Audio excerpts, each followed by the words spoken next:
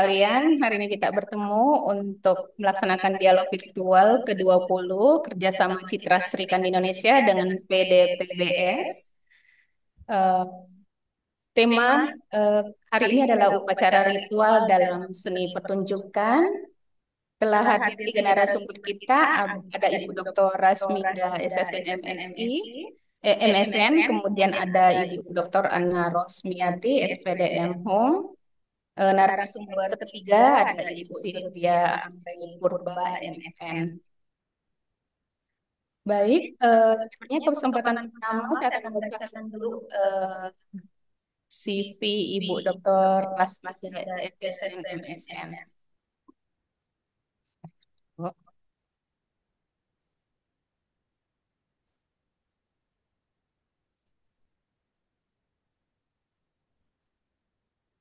Ibu Sylvia dulu kali ya. Baik, ke Ibu Sylvia dulu. Saya akan membacakan CV singkat Bu Sylvia. Bu Sylvia Anggreni Purba lahir di Surabaya 27 Juni 1982, pendidikan S1 dan S2 di ISI Yogyakarta. Beliau adalah staf pengajar di Film Teater Fakultas Seni Pertunjukan ISI Yogyakarta sejak tahun 2008. Mengampu beberapa mata kuliah, antara lain adalah sejarah teater, penyutradaraan kontemporer, seminar seni pertunjukan, pariwisata, dan produksi teater. Kemudian Bu Sylvia juga aktif di Lembaga Teater Perempuan Mas Yogyakarta sebagai asisten sutradara, juga sebagai aktor, pimpinan produksi, dan stage manager sejak tahun 2001. Beberapa produksi yang dipentaskan antara lain Pembunuh Kelabu, Perempuan-Perempuan Nagari, Vagina Monolog, Lelaki Ayu, dan Nurani Akal Jika Nurani Berani Bicara. Beberapa kegiatan dilaksanakan secara aktif ya, kemudian pernah mendapatkan dana fellowship untuk penelitian drama tari topeng di Korea Selatan tahun 2016 dan pada tahun 2018 sampai sekarang terlibat dalam produksi film independen. Jadi ini adalah sekilas CV singkat Ibu Sylvia. Berikutnya akan saya share screen materinya. Bu Sylvia materinya yang ini ya? Oh, bukan. Maaf.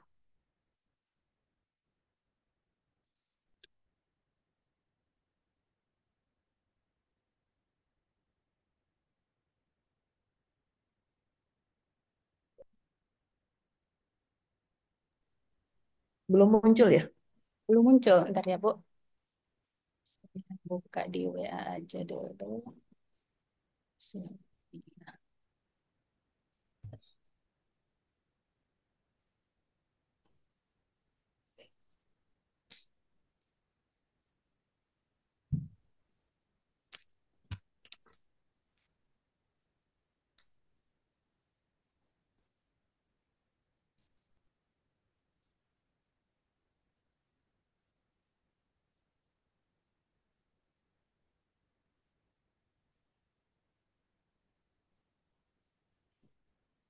Baik. Ini ya Bu Sylvia.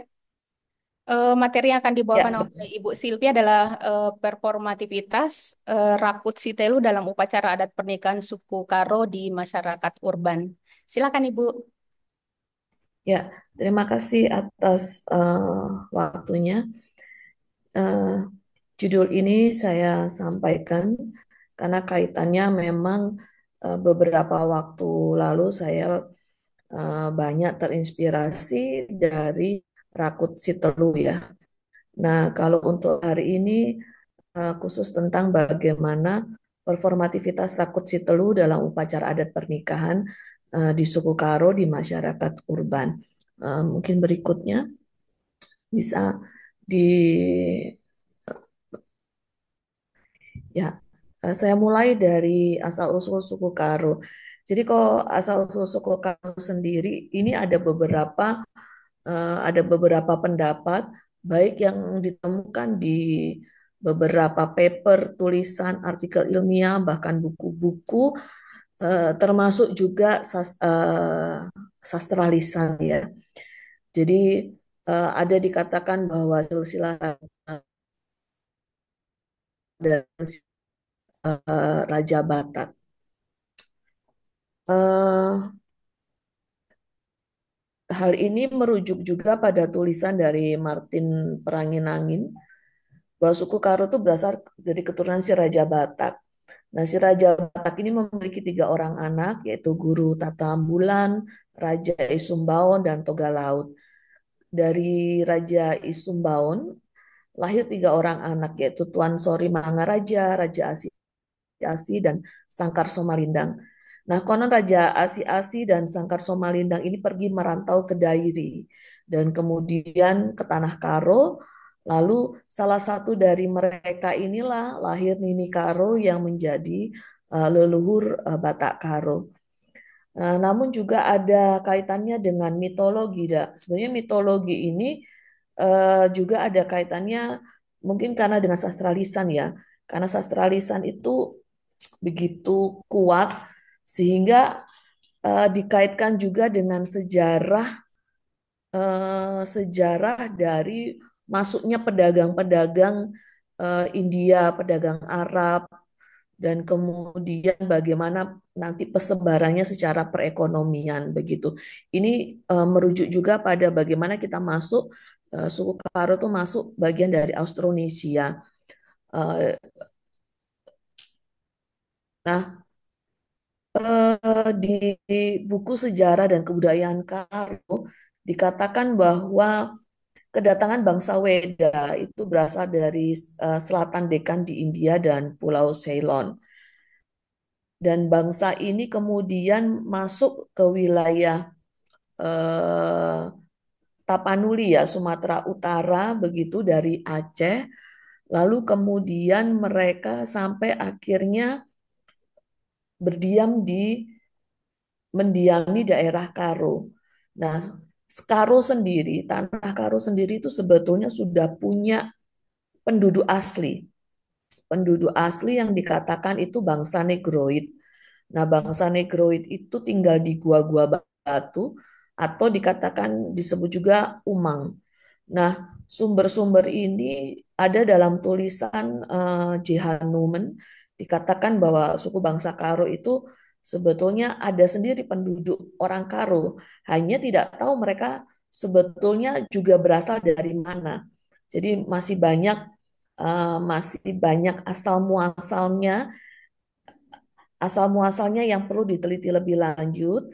Hanya memang saat bangsa Weda ini datang ke Tanah Karo sudah ada penduduk yang menempati. Jadi bukan tanah kosong, bukan lahan kosong, bukan pulau tanpa penduduk, tetapi sudah ada suku bangsa tertentu. Nah, dari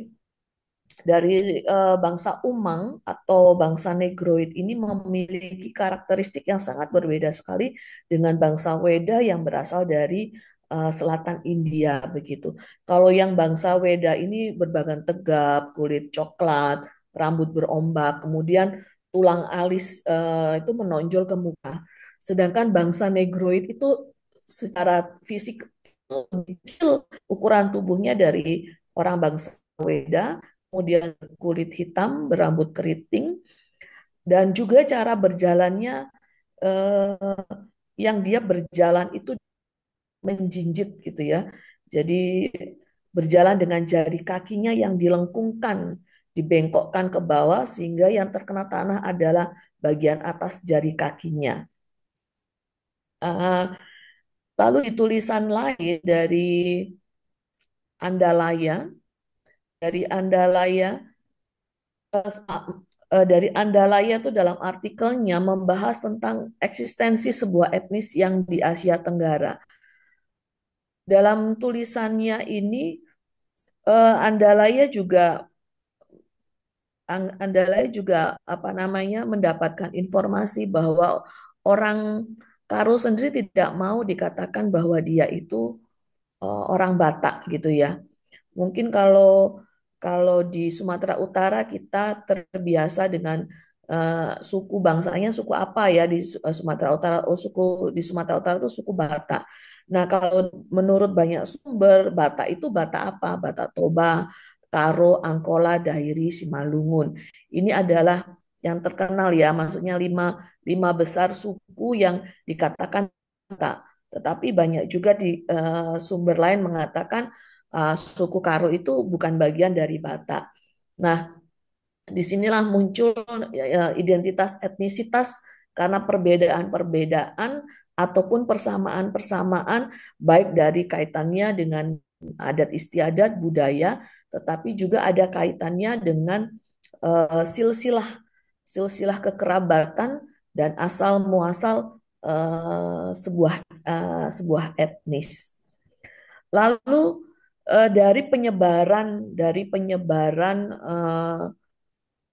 penyebaran suku Karo yang awalnya suku Karo itu kalau saya mengambilkan ini dari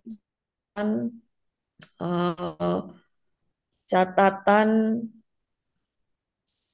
dari buku sejarah Pijerpodi Adat Geluh Suku Karo Indonesia. Dia mengatakan etnis Karo itu berasal dari India Selatan tadi, kemudian menikah. Jadi istilahnya itu nenek moyangnya itu Karo itu menikah dengan Miansari. Dari Miansari ini kemudian muncullah marga-marga. Marga-marga yaitu Karo-Karo, Ginting, Sembiring, eh, Perangin Angin, dan Tarigan. Dikatakan namanya Mergasilima.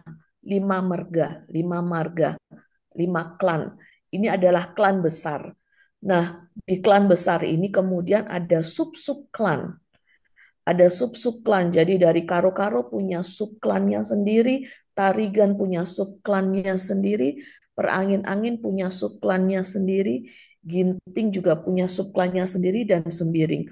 Nah, sub-sub klan ini sebetulnya juga eh, asal muasalnya itu tidak hanya dari nenek moyang orang Karo, dari si Karo itu, akan tetapi ada kaitannya dengan eh, orang Batak yang kemudian datang ke Tanah Karo dan kemudian menjadi bagian dari etnis Karo. Atau orang India yang kemudian berakulturasi dengan orang setempat, kawin mengawin, sehingga timbullah subklan-subklan. Nah, dari subklan-subklan inilah kemudian dan juga hubungan kekerabatan inilah kemudian yang menentukan bagaimana keterkaitan antara satu dengan lainnya dan menjalin relasi dan menjalin relasi dan kemudian hadirlah sebuah sistem kekerabatan yang disebut Rakut Sitelu atau dikatakan Rakut Sitelu. Ini berikutnya. Rakut Sitelu itu ikatan yang tiga. Ikatan yang tiga yang dalam bahasa Indonesia disebutkan tiga tungku, tungkunan tiga, tidak ada yang empat.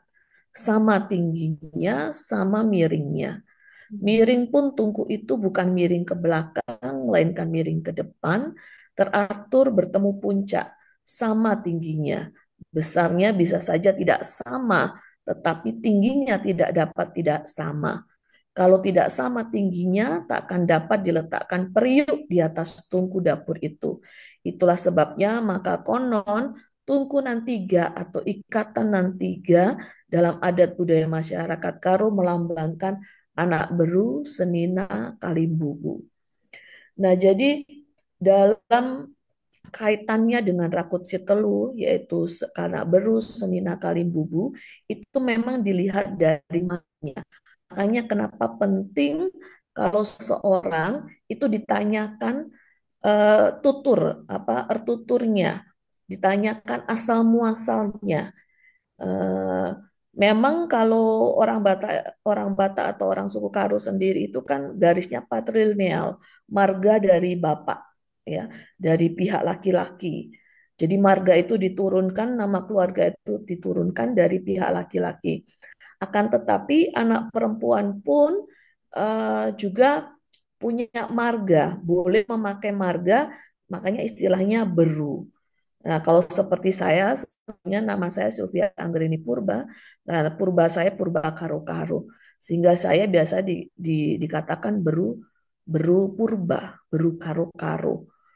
Nah, setiap anak harus tahu tuturnya, asal muasalnya, makanya dikatakan siapa nama margamu, siapa nama marga ibumu, bebere apa.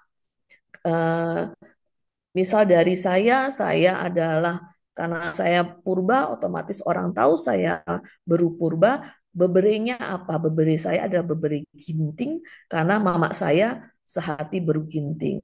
Beruginting. Jadi bebere saya itu ginting. Nah, kaitannya kenapa nama ibu itu dicari tahu? Nah, ini kaitannya nanti dengan perkawinan. Ya, jadi saat perkawinan di suku Karo itu tidak boleh kawin dengan satu marga. Jadi tidak boleh kawin dengan satu marga. Saya tidak boleh kawin dengan marga Purba Karo-Karo dan juga subklan Karo-Karo. Kalau subklan Karo-Karo itu banyak sekali. eh, Misalnya Marga Bukit, Marga Barus, Sitepu, kemudian ada Garamata, maaf bukan Garamata, ada Sinukaban, Ketaren, Karo-Karo sekali, Sinuraya. Nah ini adalah subklan dari Karo-Karo. Sehingga saya tidak boleh menikah dengan yang satu marga, termasuk subklannya. Yang boleh saya nikahi adalah di luar marga saya. Makanya itu dalam perkawinan biasanya ditanyakan eh, sama seperti anak laki-laki pun ditanyakan marga apa, bebere apa. Nah, kalau anak laki-laki seperti contoh abang saya, Om marga Purba, beberenya Ginting. Sehingga karena dia bebere Ginting, maka impalnya itu adalah beru Ginting. Jadi abang saya boleh menikah dengan Beru Ginting atau menikah dengan marga dari ibu saya atau bahkan menikah dengan eh, anak dari paman saya dari ibu, dari silsilah ibu. Kalau saya boleh menikah dengan anak dari bibi saya dari pihak ayah saya. Jadi seperti itu. Makanya dikatakan ada impal atau mungkin orang Batak bilangnya pariban. Nah, ini termasuk impal kandung, pariban kandung yang masih dalam satu kakek nenek. Tetapi ada juga yang boleh kami menikah dengan yang bukan satu kakek nenek, tetapi memiliki persamaan marga, eh, marga dari keluarga ibu, atau marga dari, kalau dari saya marga dari eh, suami dari bibi saya, anak dari bibi saya dari bapak. Kalau abang saya dari keluarga ibu saya. Nah, dalam perkawinan eh, di suku Karo itu dimulai dari Maba Belo Silambar, ya, atau secara literal dikatakan ini karena mungkin ininya ya apa, presentasinya dia berjalan ya. Oh ya ini upacara pernikahan, oh, kayaknya terbalik. Kalau mungkin sebelumnya boleh juga yang sebelumnya. Sebelumnya itu tentang eksogami dan heterogami itu, eleoterogami itu saya menjelaskan tentang bagaimana sistem perkawinannya ya. Jadi eksogami dan eleoterogami. Jadi eksogami itu yang itu tadi yang tidak boleh satu marga. Tetapi eleoterogami itu ada beberapa marga. Contohnya perangin-angin dan sembiring itu boleh kawin dengan sesama marga tetapi berbeda kelompok. Jadi Oh, ya, sesama marga dan tetapi berbeda kelompok. Misalnya sembiring. Sembiring itu ada dua kelompok, sembiring Sinombak, Itu yang sembiring yang tidak makan apa daging anjing, kemudian sembiring yang makan daging anjing. Nah, itu nanti ada. Nah, di kalau di sembiring ini boleh yang makan anjing boleh menikah dengan yang tidak makan anjing gitu. Misalnya seperti itu, makanya ada istilahnya euterogami dilakukan oleh marga yang satu marga tetapi berbeda karena ada historisnya. Ada historisnya di zaman dulu, ada perjanjiannya di zaman dulu seperti itu. Nah, kemudian mungkin lanjut yang tadi dikaitannya dengan nah, ini untuk menikah biasanya dimulai dari maba belus selambar. Yang secara literal itu artinya membawa selembar daun sirih. Bermakna untuk melamar seorang gadis dan kesediaan orang tua. Kemudian dalam acara ini keluarga laki-laki akan menyiapkan makanan dan membawa luah atau oleh-oleh berupa dodol bernama cimpa gulame. Nah, pembicaraan lamaran dilakukan setelah makan bersama. Nah, pihak yang diundang, jadi dalam acara ini sudah mengundang ibu, senina, dan anak beru dari keluarga perempuan. Nah, begitu juga dari keluarga laki-laki saat melamar, saat maba belo selambar ini juga mereka sudah bersama dengan anak beru. Karena untuk prosesi melamar itu bukan orang tua yang datang untuk melamar, tetapi eh, diserahkan kepada pihak anak beru, diserahkan kepada anak-anak beru yang memang ditugaskan untuk melamar. Nah, dalam prosesi ini kemudian ada pembicaraan yang kedua. Jadi ada istilahnya ditanyakan begitu ya, ditanyakan kesediaan. Jadi ditanyakan apakah pihak laki-laki itu punya maksud dan tujuan apa gitu. Nanti yang bertanya adalah anak beru dari keluarga perempuan. Apa maksud dan tujuan dari kedatangan keluarga laki-laki? Nah, nanti di situ akan dijelaskan oleh anak beru pihak pihak laki-laki tujuannya datang ke situ itu untuk melamar.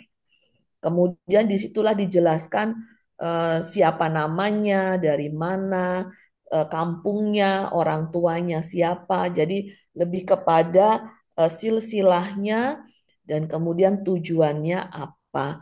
Nanti kemudian ditanyakan kepada pihak pengantin, calon pengantin, kesediaannya. Pihak pengantin perempuan akan ditanyakan kesediaannya untuk menikah atau menerima pinangan dari pihak laki-laki. Nah, setelah pembicaraan ini biasanya setelah diterima dengan baik, ada persetujuan dari pihak perempuan, kemudian biasanya nganting manuk. Nganting manuk itu membawa ayam. Yang kedua itu sebelumnya, maaf. Nah, ada nganting manuk. Nganting manuk itu yang membawa adalah bibi dari pihak laki-laki, itu membawa ayam. Membawa ayam untuk diberikan kepada anak beru pihak pengantin perempuan supaya diolah menjadi masakan. Nah, proses nganting manu ini adalah proses di mana membicarakan tentang tukur atau eh, membicarakan tentang keperluan untuk pernikahan, berapa biaya yang dikeluarkan, kemudian berapa jumlahnya. Jadi bicara tentang mahar atau yaitu tukur atau dikatakan em, untuk membeli atau ya istilahnya mungkin gampangnya itu seperti membeli gitu ya. Karena kalau di orang Karo itu kan anak perempuan nanti pengantin perempuan akan ikut pihak keluarga laki-laki menjadi bagian dari keluarga laki-laki. Sehingga dari pihak laki-laki ini akan memberikan biaya tertentu untuk keperluan pernikahan. Nah, disinilah dibicarakan. Nah, Yang datang di sana adalah Senina, Anak Beru, Kalimbubu, Singalo, Ulu Emas. Jadi ada bagiannya tersendiri gitu. Jadi ada tugas yaitu Kalimbubu, Singalo, Ulu Emas. Kemudian dari pihak wanita nanti akan ada dari Senina dari orang tua si wanita, Anak Beru, Kalimbubu, maaf, Kalimbubu Singalo Bebere, Singalo Perninin, Singalo Perbibin. Iya. Kemudian eh, di sini juga ditentukan kapan hari hari tanggalnya dan di mana tempatnya untuk acara pernikahan. Lalu yang ketiga Bu ya, Sylvia, waktunya 5 menit lagi ya. oh ya, kerja Erdemu Bayu. Nah, disinilah acara utama prosesi pernikahannya. Nah, eh, di acara utama ini adalah berkumpul Kami rukun adalah hari emas Jumat ya. kan Ibu diskusi. Ya. Jadi berkumpul Kalimbubu untuk ini lagi apa istilahnya memberikan pihak Kalimbubu dari pengantin laki-laki, kemudian sorry pengantin perempuan, kemudian anak beru dari pihak laki-laki untuk memberikan uang tukur yang tadi sudah disepakati waktu nganting manuk. Nah, disinilah serah terimanya. Disinilah serah terimanya. Nah, setelah selesai acara serah terima uang tukur tadi, baru acara pemberian nasihat atau pedah-pedah dan juga pemberian kado. Lalu kemudian berikutnya, slide berikutnya, mukul. Nah, mukul ini acara di mana setelah selesai semua acara Erdemu Bayu, di sini berkumpul lagi pihak pengantin laki-laki dan perempuan itu disatukan makan dari piring yang sama. Jadi ada ayam begitu udah disiapkan dengan pinggan, ya tidak boleh dirusak. Jadi cuman dipotong bagian kuku, dibersihkan bulu dan ususnya dan ayamnya diolah sedemikian rupa. Kemudian di dalam satu pinggan itu ditaruh nasi, telur, kemudian baru mereka duduk makan dalam satu tikar putih. Di sini itu semacam apa sakral ya sebuah apa persakralan tentang bahwa mereka sudah sah menjadi suami istri. Nah, di sini saya sampaikan bahwa dalam masyarakat urban memang ada perubahan-perubahan, perbedaan-perbedaan, semuanya itu dipersingkat begitu ya, dipersingkat efektif bahkan eh, disederhanakan. Misalnya waktu Nano itu tidak ada lagi waktu tersendiri, tetapi maba belo selambar tuh disatukan dengan nganting manuk. Jadi tidak ada maba belo selambar di hari berbeda, nganting manuk di hari berbeda. Tidak, tapi disederhanakan. Kemudian banyakkan juga prosesi mukul justru tidak diadakan. Nah, kemudian juga acara mukul ini banyak tidak diadakan di kota karena kaitannya keluarga itu biasanya tidak tinggal di satu kampung, tidak tinggal di satu wilayah, banyak berdatangan dari luar kota. Sehingga biasanya habis acara Erdemu Bayu, banyak juga yang langsung pulang. Jadi tidak bisa mengikuti prosesi mukul. Nah, ini ada dan juga beberapa apa urutan dari prosesi pernikahan itu pun antara satu kerja adat dengan kerja adat yang lain itu juga berbeda. Jadi ada urutan-urutannya tidak pernah sama, justru ada perbedaan urutan-urutan. Itu dikondisikan atau disesuaikan dengan eh, Bu apa Yuyu, Ya. mereka. bisa kita potong langsung bertanya, Bu Yuyu? Oh, ya, boleh Ibu silahkan. Ya, terima kasih Bu Yuyu. Terima kasih Bu Sylvia, menarik ya.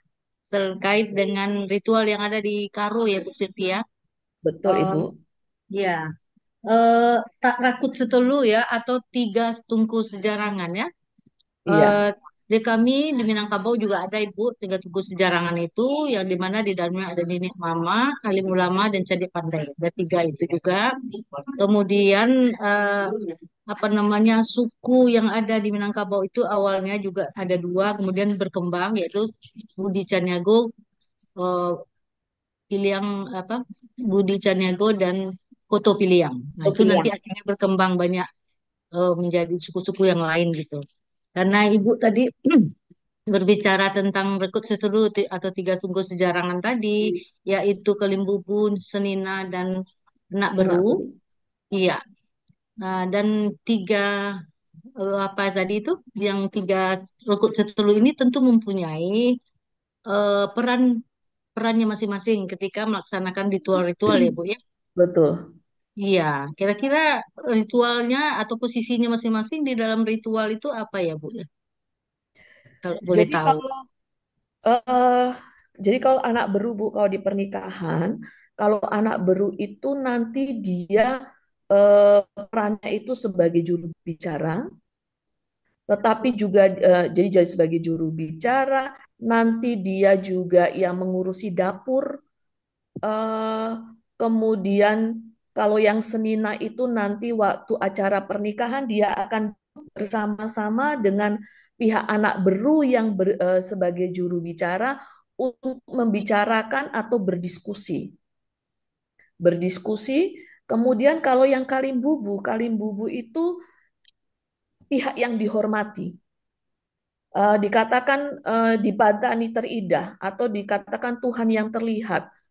Jadi di situ kedudukannya Kalim Bubu itu di tempat yang terhormat sehingga anak beru itu mempersiapkan segala sesuatunya untuk kaitannya tadi karena ini kan dari misal seperti ini. Jadi kalau tadi saya sampaikan waktu seorang laki menikah, seorang anak laki-laki menikah, maka dia harus mengundang marga dari ibunya. Nah, marga dari ibunya inilah kalim bubu.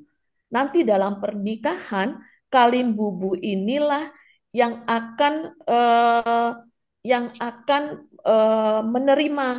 menerima tukur dari keluarga maaf, sorry.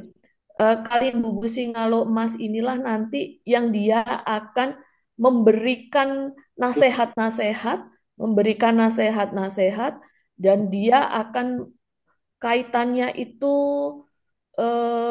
lebih sebagai penasehat. Nah, tapi kalau yang perempuan, dari pihak yang perempuan, kalim bubunya, nah kalim bubu yang perempuan itu adalah marga dari ibu bapaknya.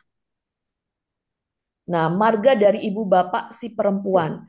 Nah, dari marga dari ibu si bapak perempuan inilah nanti marga marga dari ibu inilah nanti yang menerima tukur dari pihak laki-laki, pengantin laki-laki.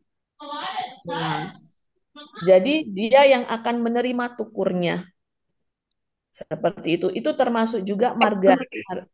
Jadi ada kaitannya dengan sebagai dikatakan itu pihak legislatif lah kalau di eh, di satu Pemerintahan.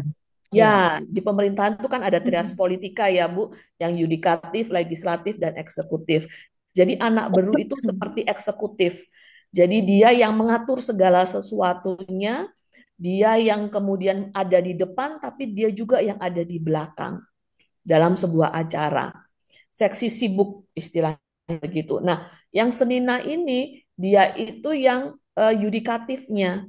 Jadi dia teman untuk berdiskusi, dia yang sebagai orang yang lebih ke sebagai berdiskusi, meminta meminta saran antara anak-anak beru dengan anak beru.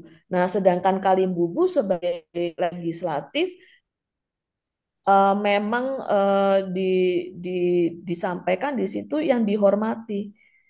Jadi dia lebih sebagai orang yang duduk sebagai tamu begitu, seperti itu.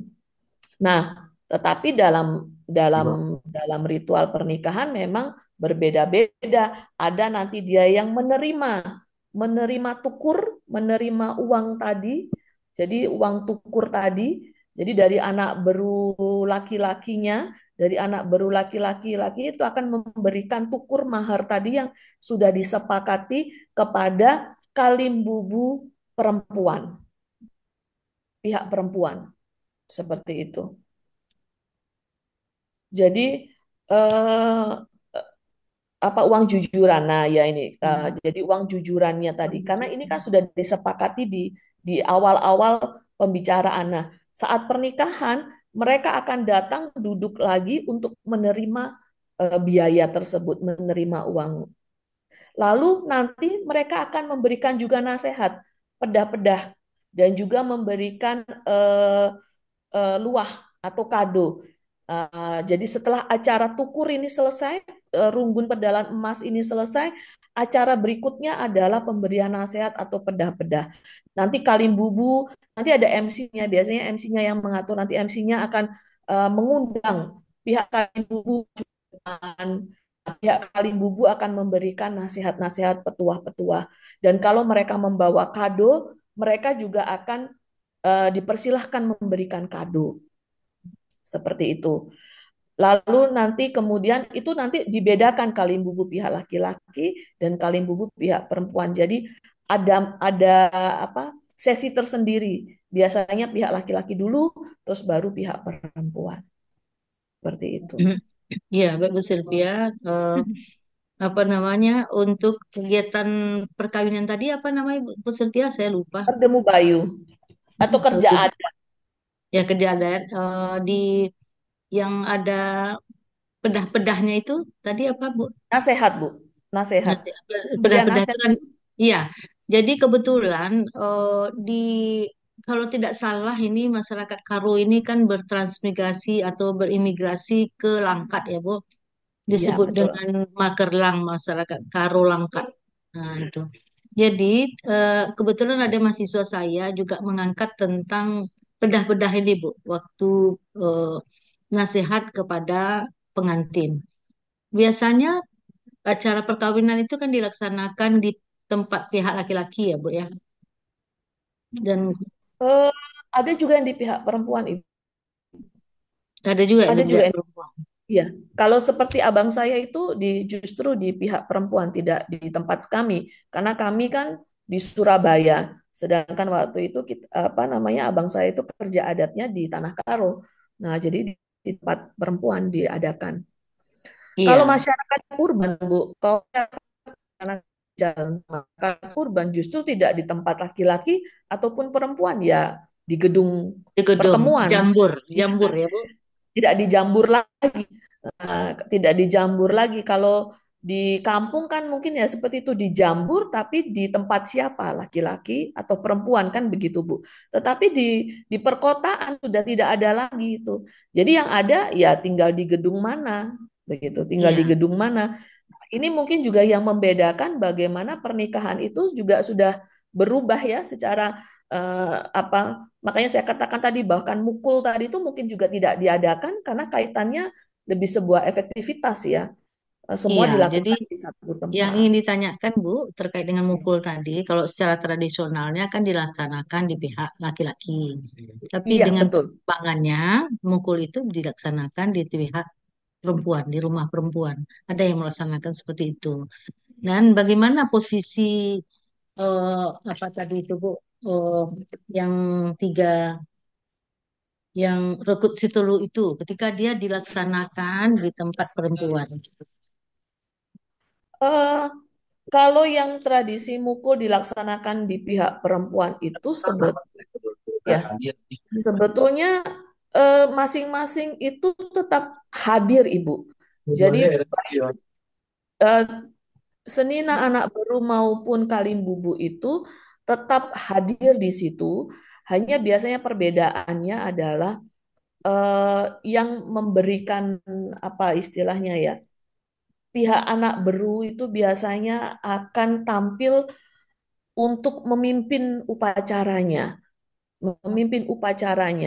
Misal seperti mengarahkan ya telur itu kan dibelah, kemudian harus dihancurkan di atas nasi dan kemudian disuapkan dari perempuan ke laki-laki, begitu juga sebaliknya.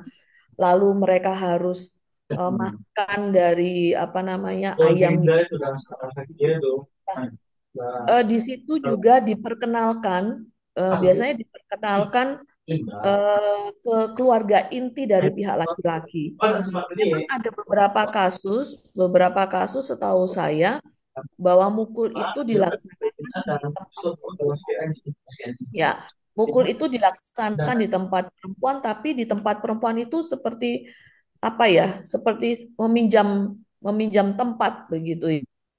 Jadi eh, tapi ternyata anak dan Kalim Bubu itu tetap hadir karena disitulah prosesi sebetulnya di mana memperkenalkan calon pengantin perempuan itu di keluarga laki-laki untuk memperkenalkan hubungan kekerabatannya siapa dengan siapanya secara inti. Jadi bukan yang kelompok besar. Kalau di pernikahan yang Demu Bayu itu kan kelompok besar. Nah, di kelompok besar itu bisa saja Kalimbubu dari manapun dari yang jauh-jauh pada datang. Tetapi kalau yang mukul ini justru yang paling terdekat, keluarga yang paling terdekat.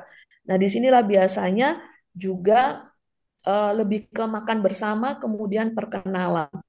Kalaupun pedah-pedah, ada pedah-pedah, Bu. Ada nasihat juga diberikan oleh para kalimbubunya. Seperti itu, Ibu. Ya, Baik. terima kasih Bu Silvi. Terima kasih Bu Nurwani. Sama-sama Bu Yuyu. Bu Terima Sylvia, kasih. materinya udah selesai ya? Eh, sebetulnya ini kalau saya kan sempat ada video mungkin Oh, ada maksudnya video video dari ya. YouTube, tapi ini mungkin juga cukup agak panjang ya karena Iya. nah, kalau di Richard Sechner ini kan kemudian saya ngambilnya di Richard Sechner ini mungkin ya Iya. Ibu. Eh, apa kesimpulan dari kenapa saya ambil tentang kayak itu bahwa performativitas itu bukan hanya tentang pertunjukan seninya, tapi juga mencakup ritual sosial yang melibatkan partisipasi kolektif dan memiliki makna simbolik. Nah, upacara adat pernikahan Karo dapat dilihat sebagai ritual performance, di mana Rakut Sitelu menjadi struktur simbolis yang mengatur interaksi antar anggota komunitas. Dalam perspektif Sechner, ritual adat ini tidak hanya sekedar pengulangan tradisi, tetapi juga sebuah rekonstruksi identitas dan simbolisme budaya yang makna baru dalam konteks urban. Nah, saya pikir ini sejalan dengan Andalaya, Bu.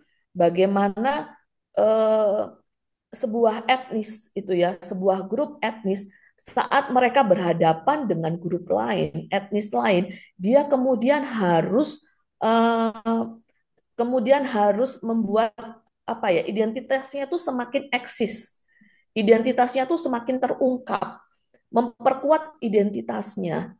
Nah, inilah kemudian mengapa Rakut Sitelu itu tetap ada di masyarakat urban, tetap di apa ya preservasi, bukan hanya sekedar tradisi, itu juga bagian dari bagaimana menguatkan posisi sebuah etnis eh, di tengah pluralisme begitu. Nah, kalau tadi Ibu mungkin mengatakan bahwa oh dia di Minangkabau itu ada dua ada dua eh, kemudian dua kelompok begitu. Nah, tidak heran karena di Karo sendiri itu Bu juga ada kaitannya dengan beberapa orang Batak misalnya gitu ya. Dia datang ke tanah Karo dengan membawa jati dirinya dengan marganya. Tetapi saat dia ada masuk dalam etnis Karo, kemudian ini terjadi apa shifting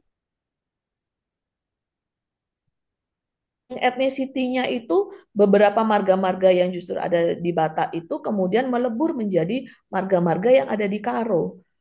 Ah, makanya katanya makanya tidak heran dibilang oh orang Karo itu moyangnya dari Batak karena terjadi itu tadi di zaman dulu orang Batak saat dia masuk menjadi bagian suku Karo maka dia melebur marganya melebur masuk ke antara si lima marga ini tadi dari marga si lima ini gitu.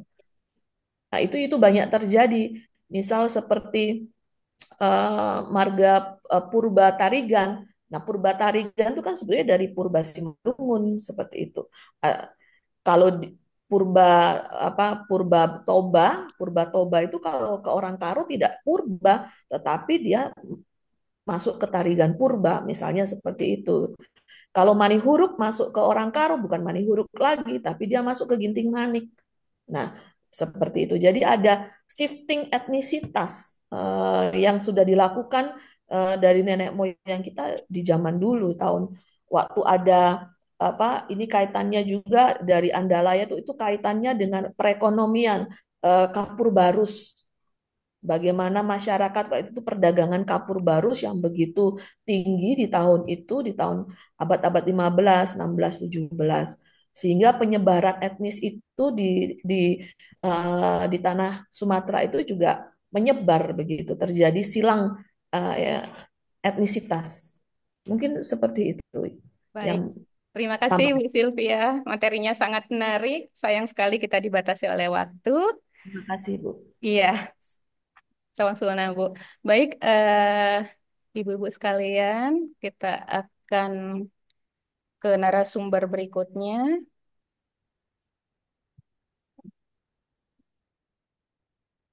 Baik, saya akan bacakan CV dari Bu Dr. Rasmida, SSN MSN. Beliau adalah dosen, Dr. Haji Rasmida, SSN MSN, adalah dosen di Padang Panjang.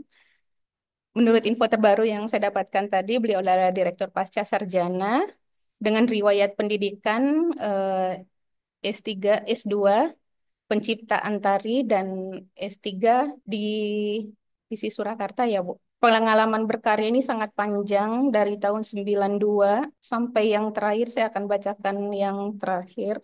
Bu Rasmida ini banyak sekali berkarya di dalam maupun di tampil di acara-acara baik dalam negeri maupun di luar negeri, antara lain di International Folk Dance and Music di Turki. Kemudian ini tahun 2022, juga di tahun yang sama juga tampil di Turki. Kemudian membawakan tari kolosal dalam rangka Jambore PKK Provinsi Sumatera Barat. Ada drama tari Sako di Pagang Tagua, Porseni Nagari Lawang tahun 2024 ya. Oh, nanti 2026. Kemudian ada banyak sekali pengalaman pengabdian masyarakat yang dilaksanakan. Lain adalah narasumber dalam seminar Nagari Lawang, penguatan manajemen kelompok sanggar seni di Nagari Lawang. Kemudian narasumber dalam rangka Mufakat Terang di Jakarta. Ini adalah acara Minangkabau Nasional 1. Kemudian ada banyak sekali seminar nasional maupun artikel-artikel yang sangat aktif Ibu publikasikan, antara lain adalah Pacu Itiak dalam fotografi esai dalam pendekatan EDVAT yang terbit di Jurnal Ilmiah Multidisiplin Indonesia, kemudian pergeseran tradisi Bagu Raulapia di Payakumbuh, publish di Jurnal National Global Education tahun 2024. Kemudian jabatan struktural mulai dari Kepala UPT Ajang Gelar, Kepala Unit Sound System, Kepala UPT Seni Budaya Melayu, Ketua Jurusan Seni Tari, Ketua PPID ISI Padang Panjang, dan saat ini Ibu menjabat Direktur Pasca Sarjana ISI Padang Panjang, masa kerja 2024-2027. Baik, ini adalah sekilas yang bisa saya bacakan tentang terkait dengan CV dari Ibu Rasmida. Kemudian saya akan share screen materinya. Ibu Dr. Rasmida SNMSN, silakan. Silakan. Baik, terima kasih Bu Yuyu. Bismillahirrahmanirrahim. Assalamualaikum warahmatullahi wabarakatuh. Waalaikumsalam. Alhamdulillah kita dapat bertemu di ruang virtual ini di dalam rangka virtual CSI yang mungkin sudah beberapa kali saya mundur. Mohon maaf ya, Bu Sri. Tapi karena memang situasi dan kondisi kita yang sangat tidak bisa melaksanakan. Ini juga Bu Yuyu, saya juga nggak enak lagi untuk menolak. Ini saya kejar, saya buru tadi membuatnya. Kebetulan kuliah kosong dan bisa minta izin nih saya buru ini. Moga-moga ini bisa memberikan ilmu pengetahuan, informasi yang juga bermanfaat bagi kita semua. Tapi kalau bagi Niwani, Ibu Rira Kadir, dan Kak Sri itu ini sudah tidak asing lagi. Saya tidak mengambil sebuah upacara, tapi saya hanya mengambil ritualnya saja, ritual tari piring di Minangkabau dalam perspektif perkembangan seni pertunjukan. Oh, next, Bu. Tari piring merupakan salah satu bentuk kesenian tradisional yang berasal di Minangkabau, Sumatera Barat. Ini tidak hanya sekedar pertunjukan seni, tetapi juga memiliki makna ritual yang sangat dalam, di mana tari piring ini dipentaskan dalam berbagai acara seni, acara seperti pernikahan, khitanan, dan upacara adat lainnya. Dalam budaya masyarakat Minangkabau, tari ini menjadi simbol kebersamaan dan kekuatan dalam sebuah komunitas. Wah, lambat ini ya. Dalam konteks ritual, tari piring seringkali dipentaskan. Kok ketutup loh, Bu? Tapi ini udah full screen, Ibu. Iya ya. Oh, kayaknya ini saya geser aja. Dalam konteks ritual, tari piring seringkali dipentaskan sebagai ungkapan syukur kepada Tuhan dan sebagai bentuk permohonan agar acara yang berlangsung dapat berjalan dengan lancar. Tari ini juga mengandung unsur spiritual yang mendalam, di mana gerakan dan irama tari diharapkan dapat membawa berkah bagi masyarakat. Penelitian ini oleh tim peneliti budaya Minangkabau menunjukkan bahwa 85% masyarakat Minangkabau pada zaman dahulu percaya bahwa tari piring memiliki kekuatan yang magis yang dapat mendatangkan rezeki dan keberuntungan. Ini adalah ketika zaman dahulu masih agama Buddha masuk di Minangkabau, Islam belum masuk, itu kepercayaan masih terganggu dengan kepercayaan animisme dan dinamisme. Seiring dengan perkembangan zaman, tari piring juga mengalami berbagai inovasi, baik dalam hal penampilan maupun makna. Meskipun demikian, esensi dari tari ini sebagai simbol kebudayaan Minangkabau tetap terjaga. Dalam beberapa tahun terakhir, tari piring telah beradaptasi dalam berbagai festival budaya, baik di dalam maupun di luar negeri, yang menunjukkan daya tarik yang sangat universal. Seiring dengan perkembangan zaman, tari piring juga mengalami berbagai inovasi, baik dalam hal penampilan maupun makna. Meskipun demikian, esensi dari tari ini sebagai simbol kebudayaan Minangkabau tetap terjaga. Beberapa tahun terakhir, tari piring telah diadaptasi dalam ini udah nih yang kedua nih, Bu. Next, Bu. Nah, ini lagi. Mungkin kita berbicara tentang asal-usul sejarah dari tari piring ini. Sejarah tari piring dapat ditelusuri kembali ke zaman dahulu kala, ketika masyarakat Minangkabau mulai mengembangkan berbagai bentuk seni sebagai bagian dari kehidupan sehari-hari. Menurut catatan sejarah, tari piring berasal dari tradisi masyarakat agraris, yang mana mengandalkan hasil pertanian sebagai sumber kehidupan. Dalam konteks ini, tari ini sering kali dipentaskan sebagai ungkapan syukur atas hasil panen yang melimpah. Beberapa sumber menyebutkan bahwa tari piring sudah ada sejak abad ke-16, ketika pengaruh kebudayaan Hindu dan Buddha dan Islam mulai memasuki wilayah Minangkabau.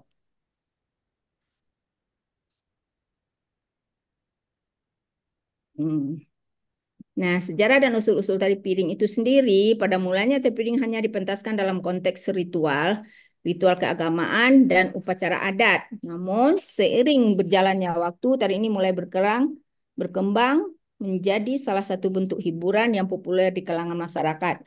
Di mana pada zaman dahulu, yaitu pada abad, saya catat, awal Islam masuk ke Minangkabau itu pada awal abad ke-7. Itu ditandai adanya kampung Arab di Pariaman. Mulai dari abad ke-7 tersebut, orang Minangkabau sudah mulai percaya kepada Islam, ya, yang sebelumnya ada juga yang menganut agama Buddha, sehingganya kepercayaan animisme dan dinamisme itu kadang-kadang masih tertinggal. Dan saat ini di Kabupaten Agam juga, khususnya di kampung saya, masih ada upacara-upacara ritual menjelang penampilan tari piring, khususnya itu tari piring injak di atas kaca, ya, piring di atas kaca. Tapi bagi saya eh, kebetulan juga menggarap tari piring berdarai, piring di atas kaca itu sendiri. Bagi saya hanya ritualnya hanya berserah diri kepada Allah, minta perlindungan dengan memberikan arahan kepada penari dengan membacakan salawat Nabi, kemudian kita membaca Al-Fatihah, kita membaca surat Al-Ikhlas. Nah, itu memang kita yakin bahwasanya kita tidak akan cedera ketika kita menginjak kaca. Alhamdulillah itu berjalan baik. Dan kepercayaan animisme dan dinamisme itu masih ada sedikit, walaupun orang orang Sumatera Barat, Minangkabau memang sudah Islam semua begitu ya Bu. Ya, Sembilan Bu. puluh delapan persen kita itu beragama Islam. Kemudian salah satu contoh kasus pada saat Hindu masuk ke Minangkabau yang menarik adalah saat tari piring dipentaskan pada acara pernikahan. Dalam konteks ini, tari ini tidak hanya berfungsi sebagai hiburan, tetapi juga sebagai simbol harapan dan doa bagi pasangan yang menikah. Nah, ini sebetulnya nggak ada hubung kaitnya tari piring dengan doa yang dilakukan pada saat itu. Tari piring menjadi bagian integral dari upacara pernikahan, di mana penari akan menampilkan gerakan yang anggun dan harmonis, menciptakan suasana yang penuh kebahagiaan. Itu dipercaya pada zaman Hindu itu sendiri. Statistik menunjukkan bahwa lebih dari 60% pada masa itu, acara pernikahan di Minangkabau menyertakan tari piring sebagai bagian dari prosesi pernikahannya. Piring sebagai bagian dari prosesi ini, hal ini menunjukkan betapa pentingnya tari ini di dalam kehidupan sosial masyarakat Minangkabau. Selain itu, tari piring juga sering dipentaskan dalam acara-acara resmi seperti pesta budaya dan kegiatan promosi pariwisata. Jadi pada masa-masa itu tari piring ini betul-betul penting ditarikan ketika hajat pernikahan di Minangkabau. Sekarang tidak penting lagi, Bu. Tapi sekarang masih ada juga yang menggunakan, tapi untuk prosesi menyambut pengantin datang, ya, yang di dalam tari gelombang sebagai putih kapeh dapet dilie, putih hati berkeadaan dalam menyambut tamu yang dihormati, menyambut marapulai atau menyambut anak daro, itu di sana juga ada tari piringnya. Begitu juga ketika hiburan-hiburan untuk tamu yang datang juga tari piring telah ditampilkan, tapi bukanlah dalam tataran memberikan keberkahan dan kebahagiaan untuk pengantin. Itu adalah sebagai hiburan belaka begitu, Bu. Baik. Bu Lanjut. Rasmida, saya pernah datang ke acara nikahan teman. Ya. Teman saya, ya sekampung orang Bugis menikah sama orang Minang. Saya Mm-mm. lihat itu pengantinnya ikut menari, Bu. Itu menarik sekali ya. Ya, di sini juga ada, Bu. Eh, Karena sekarang itu, apalagi perguruan tinggi seni, ya, Institut Seni iya. Indonesia Padang Panjang, kebetul yang injak kaca maksud Ibu. Ikut nari tari piring sama Oh, rombongan penari. Tapi yang istimewa saya lihat pengantin perempuannya juga ikut menari. iya, itu Iya, karena mungkin jiwa seninya, Bu, mungkin juga dia dari iya, Kecamatan Isi, memang mungkin mereka dari sanggar-sanggar yang juga sering menari. Ketika saat pengantinnya itu dia lupa bahwasanya ada sesuatu yang perlu dijunjung, ada iya, sesuatu yang nitip itu karena sebuah kebahagiaan saja dan iya, itu Bu. mampu dilakukannya dengan menggunakan sunting tersebut. Itu tidak Iya. ada. Padahal itu kan Bu sangat Yuyu, berat ya, Bu. Bu Sangat Ya, Yuyu, berat, tapi sangat luas bisa ikut menari gitu. Jadi ya, benar-benar kami yang hadir waktu itu merasa sangat terhibur. ya Bu banyak. Yuyu, Ya, Ya, ya, Ibu. kebetulan, Ya, Prof. Ya, kebetulan itu pengantinnya anak daronya penari. Tapi hari nggak benar ya. semuanya anak daro itu penari. Kalau nggak penari ya nggak ikut menari. tapi Kalau yang kalau nikah kalau kemarin itu dokter, Prof. Dan ya bukan penari, tapi kata ibunya dia latihan beberapa hari untuk karena benar-benar senang menari. jadi penghargaan ke adat suaminya. Ah gitu ya. Tapi Ibu, apakah itu umum juga di Minangkabau? Pengantin perempuan juga ikut menari. Tidak umum. Oh, Itu baik. ada. ah, Kecuali ah. kecuali Bu Rasmida karena jadi anak daro langsung turun gunung dia. Jadi saya nggak turun gunung juga loh Bu Sri, Kak Sri. Nggak juga ya duduk Baik. manis Nggak juga. menikmati ya karena udah biasa nari gitu Ah, ya. tapi dan juga. Tapi kalau nyanyi, kalau ini sekarang kebanyakan bagi yang penyanyi juga nyanyi begitu loh Ibu Yuyu. Ya. Oh, Mm-mm. Kalau untuk menari itu sebetulnya apa yang disampaikan oleh Bu Sri, kebetulan saya baru menantu ya, baru berminantu ini dengan orang orang Samarinda, orang Sulawesi sana, orang Orang Kalimantan sana. Kalimantan. Jadi malahan yang pengen menari itu adalah keluarga yang laki-laki ini. Oh. Mereka diajarin seperti yang Bu Yuyu sampaikan, mereka Iya minta Ibu. ditunjukin tari. Kami ingin menari pesambahan untuk Iya, pengantinnya begitu. Padahal kita sudah menyiapkan tari gelombang dan segala macam juga begitu Bu Yuyu. iya, Itu iya. Mbak menghargai Esti udah biasa nari ya, jadi udah kehormatannya. bosan bikin yang lain gitu. Ya, Baik. Hatur nuhun Ibu, silakan dilanjut. ya. Setiap gerakan dalam tari piring tidak hanya sekadar untuk estetika, tetapi juga menyimpan pesan dan nilai-nilai yang penting bagi masyarakat. Salah satu makna utama dari tari piring adalah ungkapan syukur kepada Tuhan atas segala nikmat yang diberikan, terutama nikmat dari hasil panen yang telah didapatkan. Dalam tradisi Minangkabau, bersyukur merupakan salah satu nilai yang sangat dijunjung tinggi, dan tari piring menjadi salah satu cara untuk mengekspresikannya. Jadi, tari piring ini diawali dari ketika orang-orang panen padi, ketika capek, nah, mereka orang-orang dulu itu menggerakkan tangannya dengan piring yang ada. Itulah awal pertama mulai tari piring ini ada di Minangkabau. Sebagai ungkapan kegembiraan mereka sesaat lelah bekerja, nah, mereka bersenda gurau dengan menarikan piring begitu. Selain itu, tari piring juga melambangkan kebersamaan dan solidaritas dalam komunitas. Ketika sekelompok penari tampil bersama, mereka menunjukkan bahwa kerjasama dan kolaborasi adalah kunci untuk mencapai tujuan bersama. Dalam konteks ini, tari piring dapat dilihat sebagai metafor untuk kehidupan sosial.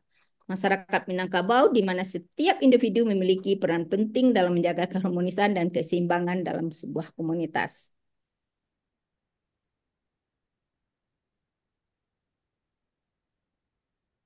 Sudah bicara makna. Dari segi properti piring yang dibawa oleh penari memiliki arti yang sangat dalam. Piring melambangkan rezeki dan kelimpahan.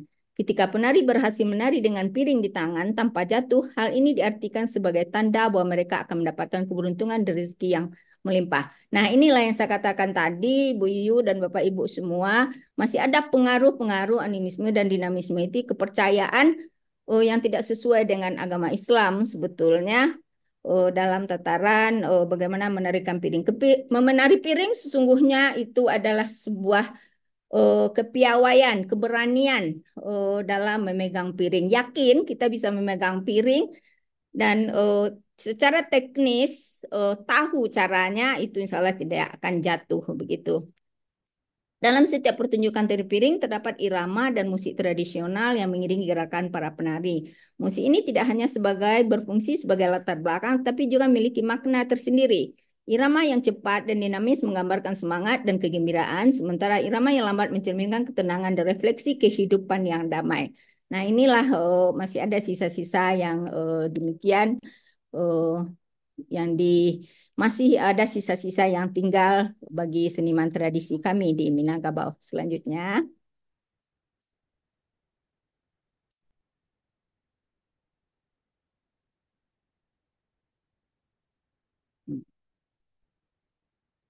kemudian kita masuk kepada pelestarian, memahami dan melestarikan tari piring sebagai bagian dari warisan budaya Indonesia yang tak ternilai. Hal ini tentulah merupakan tanggung jawab bersama. Berbagai upaya yang telah dilakukan masyarakat Minangkabau diantaranya adalah beberapa sekolah di Sumatera Barat telah memasukkan tari piring ke dalam kurikulum ekstrakurikuler sehingga siswa dapat belajar dan berlatih tari piring sejak dini. Pemerintah dan berbagai lembaga budaya juga aktif menyelenggarakan festival dan kompetisi tari piring untuk menarik perhatian masyarakat sehingga muncul koreografer-koreografer muda menciptakan karya-karya baru yang berangkat dari tari piring.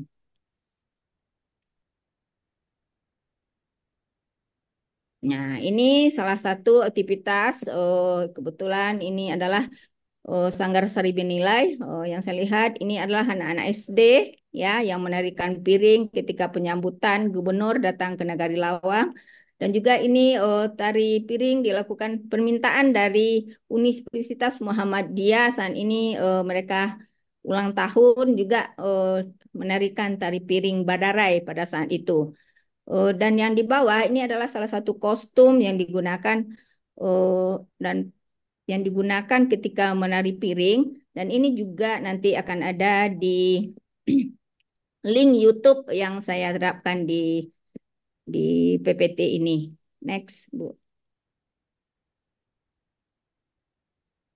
Nah, ini dia.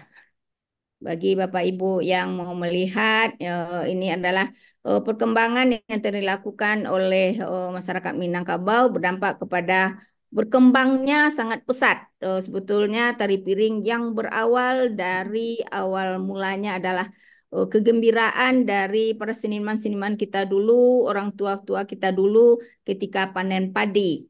Dan tari piring ini sebetulnya adalah sebuah identitas dari Minangkabau, Sumatera Barat. Sekarang setelah berkembang sangat pesat dan telah melahirkan koreografer-koreografer, dan malah tari-tarian piring ini juga telah sampai ke tingkat daerah, nasional, malahan sudah beberapa kali ke tingkat internasional. Salah satu ini adalah tari piring Badarai, karya saya sendiri. Ini saya garap pada tahun 2001, dan tari ini masuk ke dalam mata kuliah di Institut Seni Indonesia Padang Panjang dalam kurikulum yaitu tari kreasi baru. Tari kreasi baru ini juga ada masuk dalam mata kuliah itu karyanya Bapak Saiful Erman dan juga karya Ibu Susah Srita Lorafianti. Dan tari Piriang Badari yang saya garap pada tahun 2001 ini merupakan utusan dari Lembaga Isi Padang Panjang. Itu pengembangan dari salah satu tari piring yang ada di Nagari Lawang, yaitu tari piring injak kaca.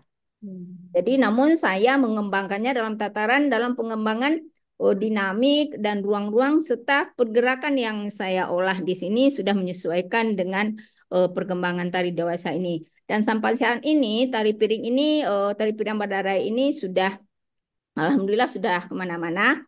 Ke Australia sudah, ke India juga sudah ikut lomba, juga ke Jepang sudah, di Belanda sudah. Kami tampil di Singapura beberapa kali.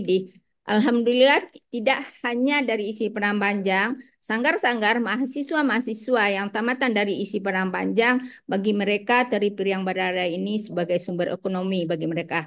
Ketika pesta-pesta adat mereka izin, dan juga di dua perguruan tinggi di Universitas Global di Batam, mantan dari mahasiswa isi Padang Panjang ini, alumni dari mahasiswa isi Padang Panjang juga mengajarkan tari piring Badarai sebagai tarian Minang di kampusnya, dan salah satu mahasiswa juga di Palembang, Universitas apa saya lupa, juga alumni juga dia mohon izin mengajarkan tari piring Badarai ini untuk ditampilkan untuk dijadikan kurikulum di universitas mereka.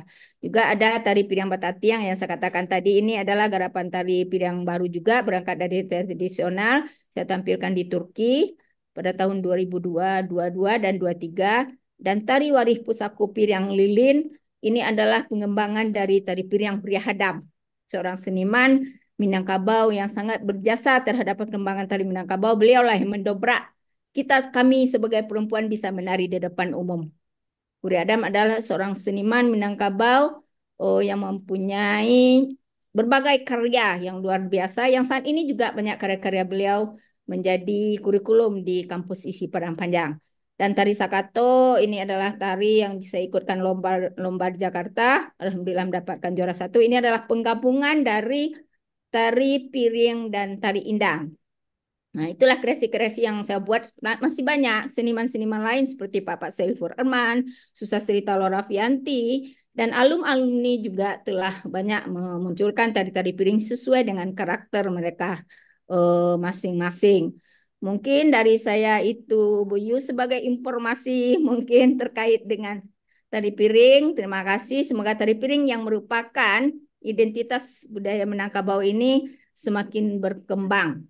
Demikian, terlebih kurang mohon maaf. Kalau ada yang perlu ditanyakan, eh, boleh kita berdiskusi. Saya tutup dengan Assalamualaikum warahmatullahi wabarakatuh. Waalaikumsalam warahmatullahi wabarakatuh. Hatur nuhun Ibu, materinya sangat menarik. Nih. Barangkali ada pertanyaan. Prof. Ana, selamat bergabung. Ada Prof. Nilu, hatur nuhun Prof. Udah bergabung. Ada Ibu Ernida. Itu Terima suhu kasih. saya itu, Bu Nida. Terima kasih. Hatur nuhun Prof. Bu. Halo. Barangkali ada tanggapan atau pertanyaan, silahkan Ibu. Bu Yuyu. Iya, Prof. Ya, kalau saya belum ada nih, karena tadi masuknya terlambat. Kebetulan di Solo ada pertemuan dengan BRI, jadi saya masuknya di webinar terlambat. Oh Nanti, iya, nggak nanti ada apa-apa Prof. komentarnya. Hatur nuhun Prof. Ya. Terima kasih. Yuk, Assalamualaikum, Iya, Prof. Prof. Ana. Waalaikumsalam, Mbak Rasmida. Bu Ernida, barangkali ada pertanyaan? Bu Ana. Terima kasih Bu Iya, Yuyu. dikasih masukan ini. Iya, Ibu. Silahkan Ibu. Saya memang sangat tertarik ketika pembicaraan ini adalah mengenai tari piring. Karena beberapa kali saya sudah melakukan penelitian juga tentang tari piring. Dan tari piring merupakan pokok kajian saja ketika menyelesaikan studi dulu di University Malaya begitu. Oh, Jadi saya ingin kembali. Mohon maaf saya sedang berada di luar ini kalau ada gangguan-gangguan terdengar gitu ya. nggak apa-apa Ibu. Ketika kita kembali kepada persoalan ritual, upacara ritual dalam seni pertunjukan itu. Dalam konteks ini telah dibawakan oleh Bu Rafida, itu adalah mengenai tari piring. Saya melihatnya begini. Tari piring itu memang merupakan tari tradisional Minangkabau dan dianya adalah ikon, dia menjadi ikon budaya Minangkabau. Karena dikatakan demikian, tari piring ini hampir dijumpai di seluruh nagari Minangkabau. Nah, bersamaan juga dengan talempong yang juga hampir ditemui di seluruh Minangkabau. Nah, tari piring ini merupakan tarian jimat bagi masyarakat-masyarakat agraris ya ketika mereka telah selesai dalam pekerjaan. Nah, dulunya tari piring ini tidak dikenal oleh masyarakat Minangkabau karena istilah tari itu adalah datang kemudian. Ya. Di Minangkabau orang menyebut tari piring ini adalah bamain piriang. Nah, jadi ada kata ba itu adalah sebuah permainan dalam konteks seni. Jadi di Minangkabau pun permainan atau pamenan itu ada dua kategorinya. Yang pertama kategori seni, nah itulah seluruh aktivitas-aktivitas yang berkaitan dengan seni-seni, baik itu tari, musik, dan segala macamnya. Nah ada pamenan itu dalam kehidupan sehari-hari. Maka di sana ada main congklak, main gele, dan segala macamnya itu begitu. Nah, untuk tari piring, sebetulnya itu adalah permainan masyarakat tradisional, ya, itu yang menampakkan aktivitas demonstrasi sebetulnya. Ya. Dan itu mesti dilakukan oleh para penari yang memiliki virtuositas. Ya. Dia begitu. Kenapa? Karena tari piring itu biasanya berkaitan dengan debus. Ada atraksi-atraksi demonstrasi, ya, terutama adalah dalam menginjak kaca, pecahan kaca. Nah, kalau bermain piring atau tari piring dalam istilah akademiknya itu, yang disebut sebagai tarian piring tradisi adalah atraksi yang menggunakan debus, tetapi kaca yang digunakan itu bukanlah kaca porselen sebagaimana sekarang ini, tapi adalah kaca dari botol bir yang sangat keras. Nah, untuk menjaga keselamatan daripada para pelaku seninya itu, mereka mengadakan suatu bentuk upacara-upacara ritual. Nah, upacara ritual itu adalah meminta keselamatan sebetulnya. Intinya adalah begitu. Minta keselamatan kepada yang satu yang di atas itu.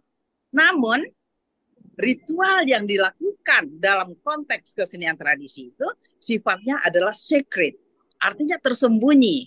Mereka tidak diperlihatkan kepada orang ramai begitu. Jadi mereka tersembunyi, mereka adakan itu, kemudian mereka baru tampil keluarnya.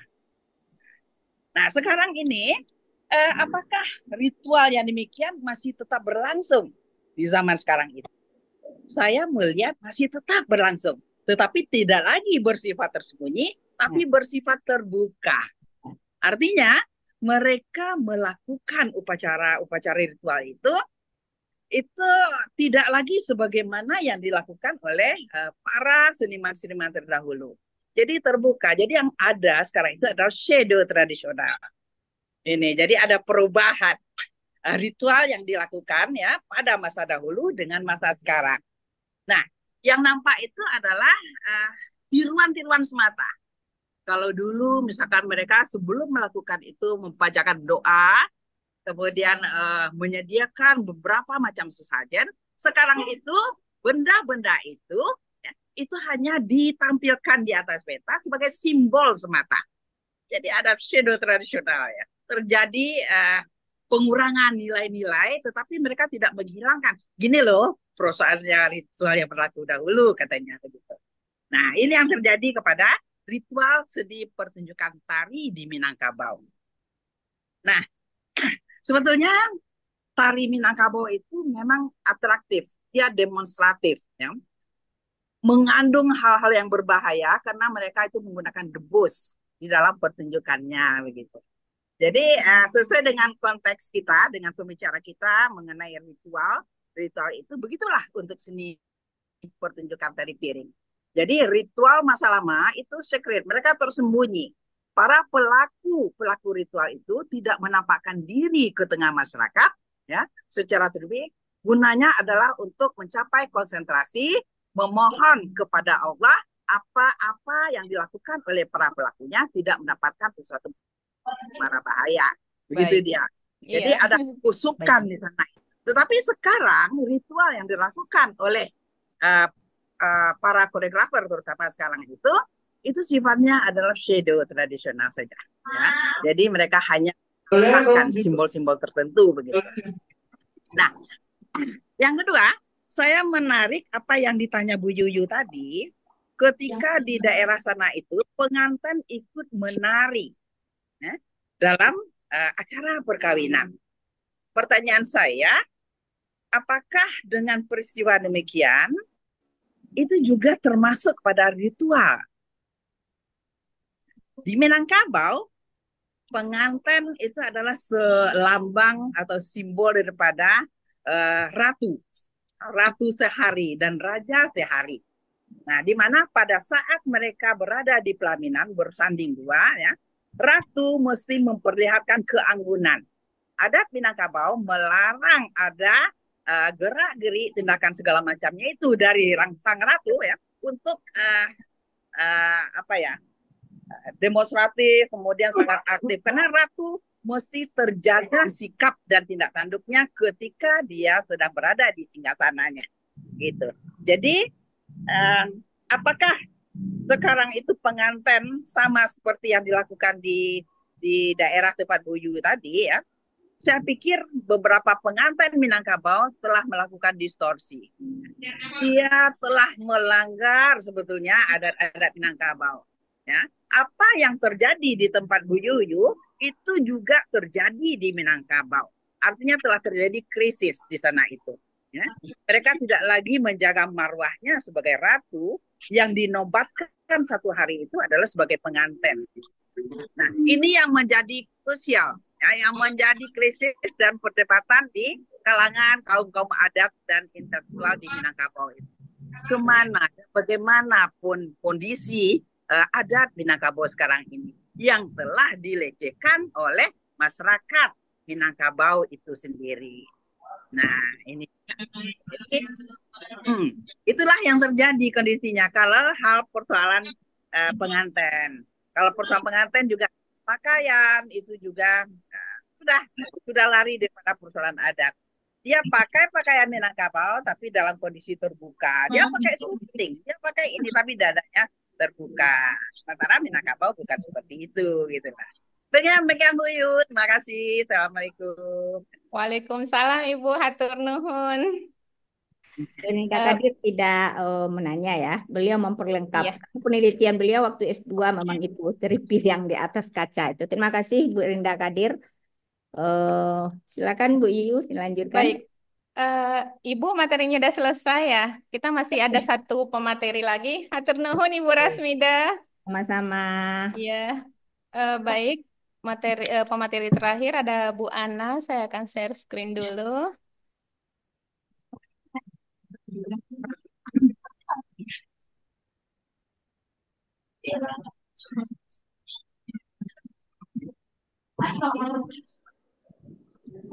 Materinya Bu Ana. Bentar ya Bu.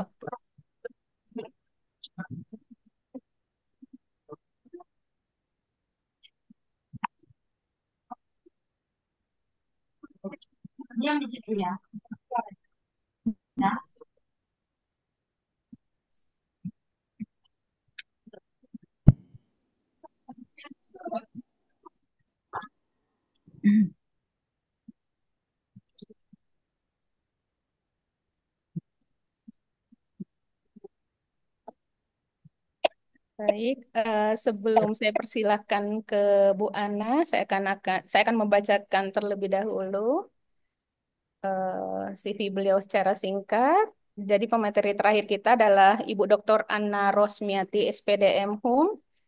Beliau adalah dosen di Institut Seni Indonesia Surakarta, jurusan Bahasa Indonesia. Kemudian pendidikan S2, S2 dan S3 di Universitas Gajah Mada, S2 dan S3 pun di Universitas Gajah Mada. Pengalaman manajemen institusi, beliau adalah sekretaris MKU, kemudian tim ahli P3 AIC Surakarta, Kepala Institut Seni Indonesia Surakarta Press, Kepala P3 ILPP MPP ISI Surakarta, Ketua Jurusan Desain FSRD ISI Surakarta. Beliau juga adalah tim ahli P3 AI, kemudian tim penjaminan mutu, anggota Senat Fakultas ISI Surakarta, fasilitator pelatihan pekerti ISI Surakarta, kemudian Dekan FSRD tahun 2021 sampai 2025, kemudian beliau juga adalah anggota Senat Institut Seni Indonesia Surakarta. Pengalaman sebagai asesor dan reviewer ataupun auditor atau penugasan sejenis ini sangat banyak. Saya hanya akan membacakan sedikit. Beliau adalah tim penyusun Renstra FSRD ISI Surakarta tahun 2019, reviewer PKM dan asesor BKD. Kemudian mengampu beberapa mata kuliah, termasuk membimbing KKN dan tugas akhir, dan juga beliau ada mata kuliah desain periklanan televisi. Ada banyak sekali kegiatan penelitian Bu Ana, antara lain kajian konsep humanisme Nusantara untuk perumusan metode desain komunikasi visual berkearifan lokal tahun 2024. Kemudian ada program peningkatan kesiap bekerjaan lulusan melalui penguatan kapasitas, teaching factory menuju pendidikan tinggi, vokasi yang unggul juga di tahun yang sama.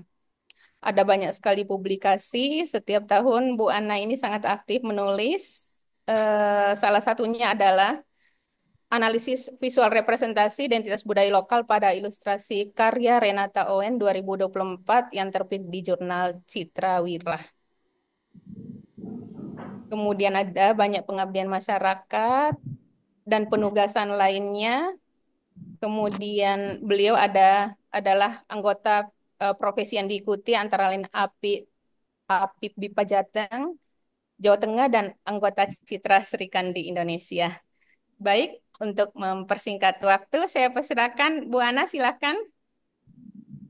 Baik, terima kasih Bu Yuyu. Selamat siang Ibu-Ibu CSI yang berbahagia.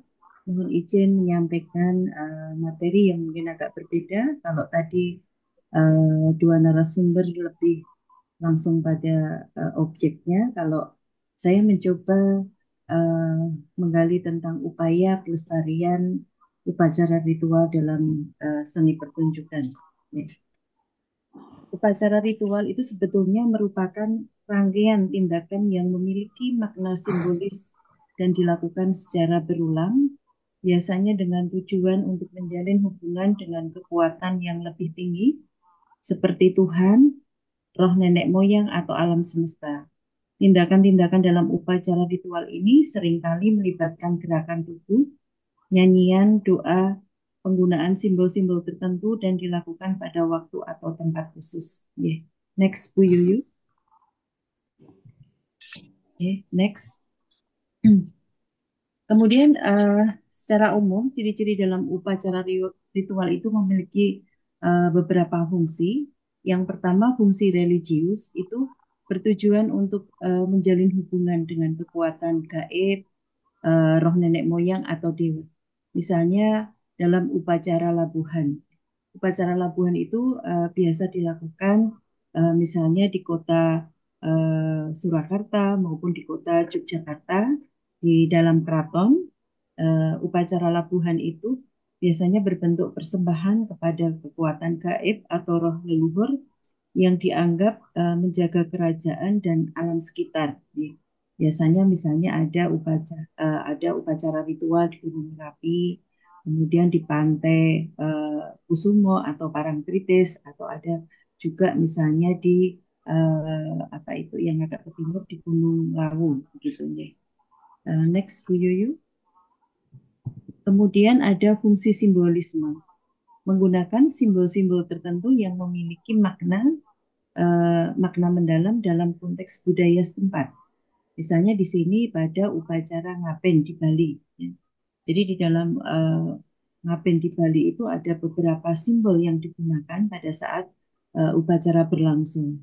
Ada lembu atau wadah, ada badai, ada parulangan, ada simbol api, kemudian tentunya identik dengan daun maupun bunga, ada sesajen, kemudian ada air suci. Masing-masing memiliki simbol-simbol yang memiliki makna yang mungkin kalau saya terjemahkan sangat banyak ya. Jadi secara singkat saja, misalnya lembu ini sebagai kerangka yang berbentuk lembu yang digunakan untuk membakar jenazah.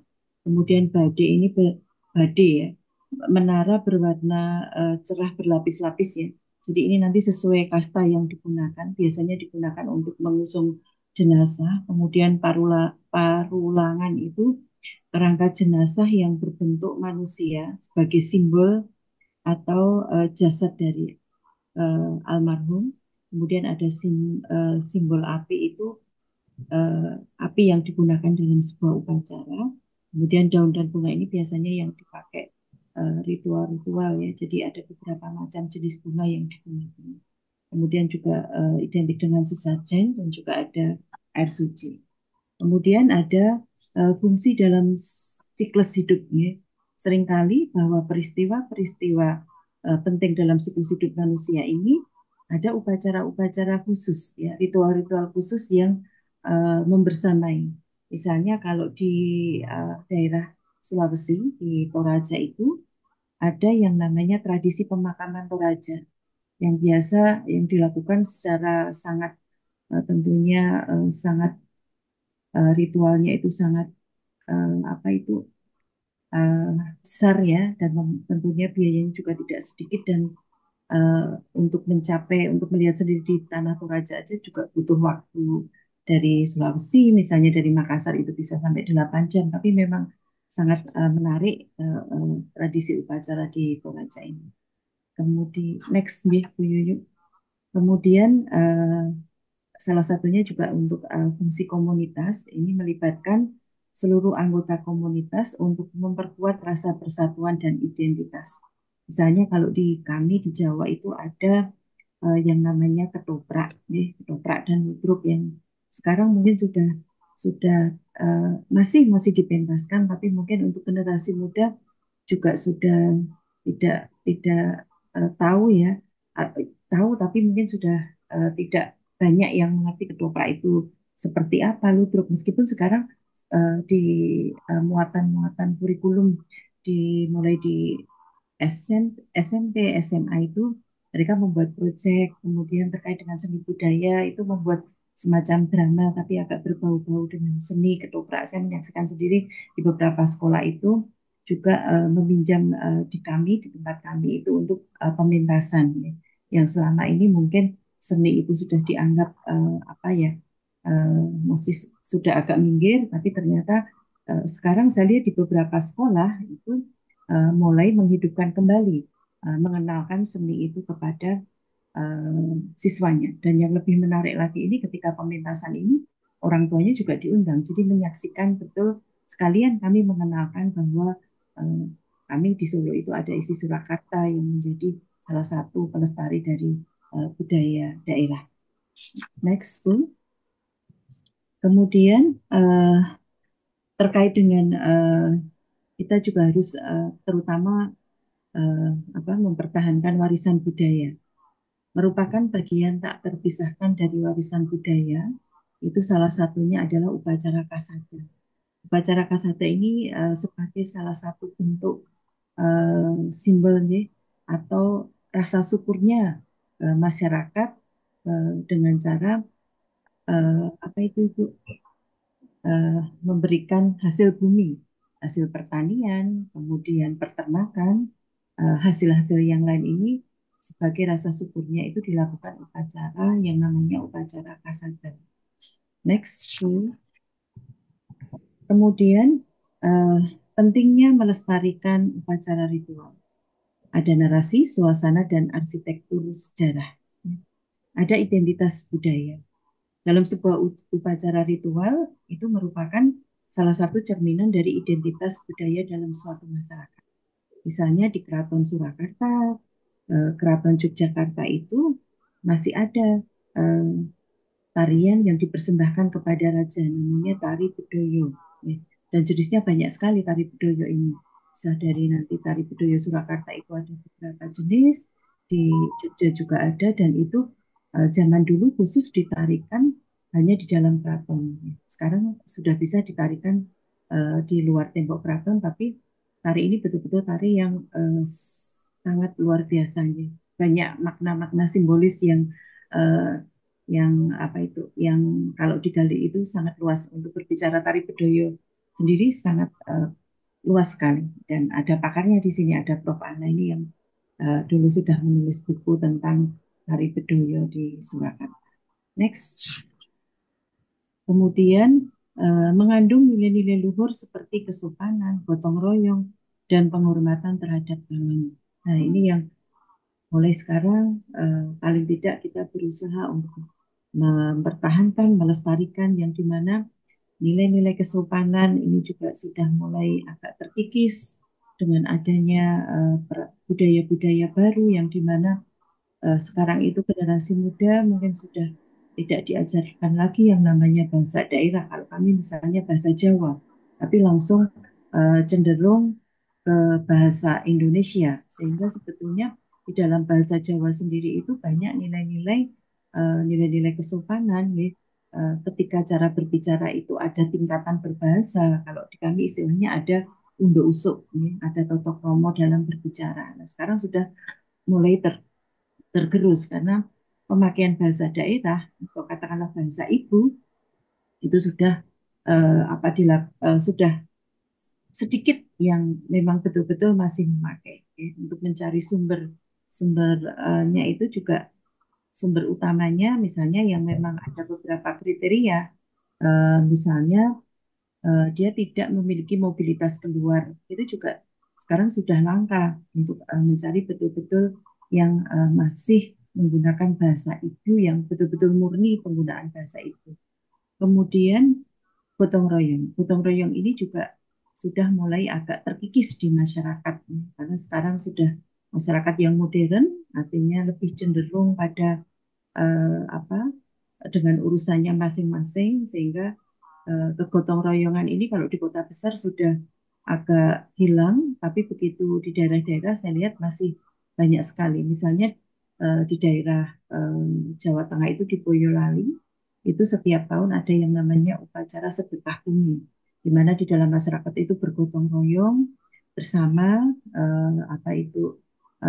dalam sebuah upacara membawa hasil bumi kemudian setiap rumah menyediakan makanan, kemudian eh, tetangga satu dengan tetangga yang lain itu saling bersilaturahmi seperti Lebaran itu menyediakan makan dan sebagainya itu masih terjadi yang namanya upacara sedekah bumi itu saya jumpai di daerah Boyolali.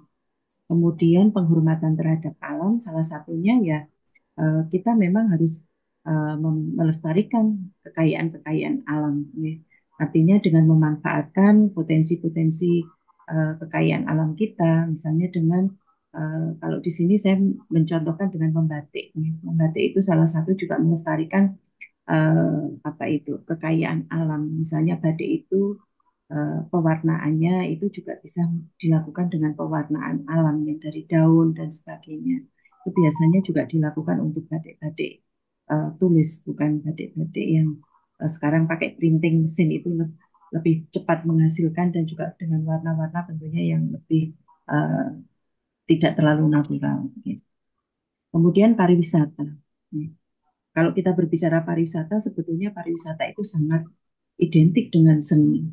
Di mana di dalam sebuah pengelolaan pariwisata itu seni sangat berperan, terutama di dalam seni pertunjukan itu sangat berperan karena sekarang ini uh, dikemas ketika dalam suatu pariwisata itu ada paket nih, untuk melihat tarian, kemudian kalau dari seni pertunjukan misalnya untuk tarian, mungkin dari seni rupa bisa dengan menyediakan waktu untuk workshop, membatik, dan sebagainya. Jadi sebetulnya kalau berbicara pariwisata ini tidak jauh sekali yang dari dunia seni. Kemudian suatu tempat wisata itu juga ada benda-benda pusaka yang merupakan bagian dari pelestarian seni sebetulnya yang secara tidak langsung kadang melihatnya bahwa seni dan pariwisata berbeda. Padahal di situ merupakan sebetulnya satu paket yang harus dikelola bersama. Saya simpulkan, Bu Yuyu, karena waktunya mungkin juga sudah tinggal sebentar. Upacara ritual dalam seni pertunjukan merupakan perpaduan antara pencipta, seni, dan alam semesta. Melalui pertunjukan seni, manusia berusaha untuk mengkomunikasikan dengan dunia spiritual dan memperkuat ikatan sosial. Dengan memahami makna di balik setiap gerakan dan simbol, kita dapat menghargai kekayaan budaya yang kita miliki. Demikian Bu Yuyu yang bisa saya sampaikan secara singkat terkait dengan pelestarian di dalam ritual di dalam pertunjukan seni. Terima kasih Bu Yuyu, waktu saya kembalikan. Baik. Hatur nuhun Bu Ana, materinya sangat sangat menarik. Oh iya, silakan Ibu Rasmidah. Baik, Ibu-ibu barangkali ada pertanyaan atau tanggapan untuk Bu Ana, silakan. Terima kasih Bu Yuyu. Hatur nuhun Prof, silakan. Oke, hatur nuhun waktunya. Silakan Prof. Assalamualaikum. Nggih, Om Swastiastu. Assalamualaikum. Waalaikumsalam Prof. Salam sejahtera bagi kita semua. Semoga semua dalam keadaan sehat dan tugas-tugas dilancarkan. Nah, tadi sudah disampaikan sama Bu Ana ya, bagus sekali judulnya upacara ritual dalam seni pertunjukan dan justru tadi yang ditayangkan adalah ngaben. Ngaben ya, ngaben itu upacara ngaben, kemudian ada lagi eh, satu sisi ada taricak ya. Nah, ada hal yang perlu ditanyakan Bu, ini mungkin Ibu sudah berpengalaman untuk riset tentang upacara ritual dalam seni pertunjukan ya. Apa saja unsur-unsur upacara ritual yang paling sulit dipertahankan dalam bentuk seni pertunjukan. Karena ada sebuah dilema ya. Satu sisi ada ritual, tapi satu sisi ditransformasi dalam seni pertunjukan gitu ya. Nah, tadi juga pembicara yang lebih awal ada juga tari ritual ya, sehingga tiba-tiba menjadi tari hiburan begitu. Nah, eh, saya kira itu persoalan-persoalan yang sedang terjadi dalam dunia seni ya. Banyak yang galau ya, banyak yang galau. Bagaimana jika ritual dari sebuah tarian itu bergeser jika dijadikan sebuah seni pertunjukan, entah itu hiburan untuk industri pariwisata dan sebagainya. Nah, pertanyaan saya, unsur-unsur upacara ritual yang paling sulit dipertahankan dalam bentuk seni pertunjukan. Ya. Karena kami juga di Bali sangat sangat banyak Bu seni yang ya karena itu kami di Bali itu Hindu itu sangat dekat sekali dengan ritual ya. Terima kasih Bu Ana, mudah-mudahan nanti kami bisa dapat pencerahan. Salam hormat, salam hormat Bu Prof. Sri, Bu Ana yang sangat cantik, maha guru saya di ISI Surakarta, lalu membimbing kami di ISI Denpasar. Nggih. Terima kasih Bu, matur nuwun, nggih rahayu, Om Santi Santi Santi. Eh, langsung Bu Yuyu. Ya, silakan Ya. Ibu Ana. Baik, terima kasih Bu Nilu. Ketemu kembali Bu di virtual. Kemarin kita ketemu di FKI Bu. Ya, tempat Terima ketemu kasih di Bu FKI. sudah di Ya, sehat FKI, Ibu. di Ya. seminar terus. Ya, baik. Prof. Hana ini juga sudah gabung. Matur nuwun Prof. Hana. Ya. Sebetulnya kalau berbicara tadi di Ngaben ataupun di yang ditanyakan oleh Prof. Niluh, nih. Ini Prof. Niluh sebetulnya yang pakarnya nih Prof. Pakarnya malah justru ada di Prof. Niluh ini. Kalau saya malah justru ya, kemarin mengamati langsung pada waktu kami memang ke Bali, ya.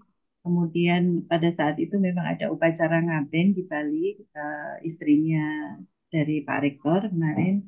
Saya mengamati beberapa hal, Prof. Mungkin yang pertama ada unsur-unsur yang paling sulit nih, di dalam mempertahankan ini.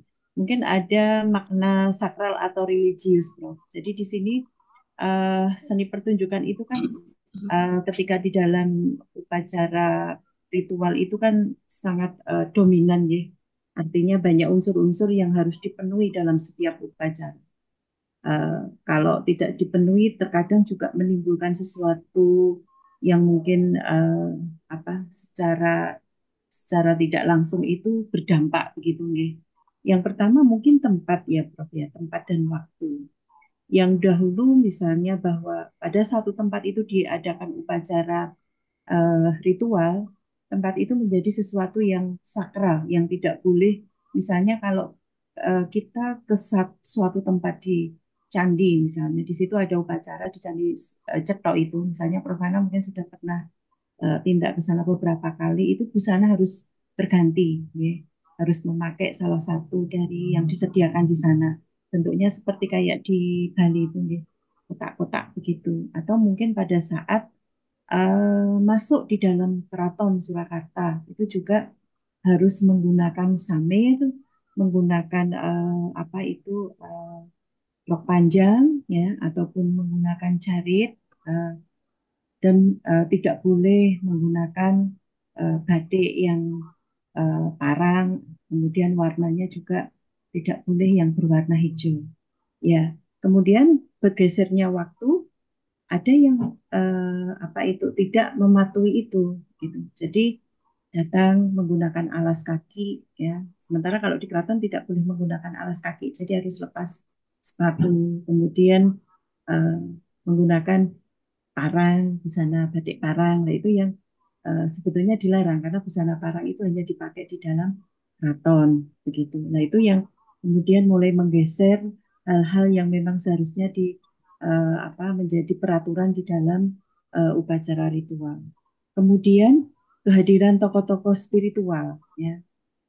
Mungkin tokoh-tokoh spiritual itu juga tidak, artinya regenerasinya ini mulai berkurang begitu ya.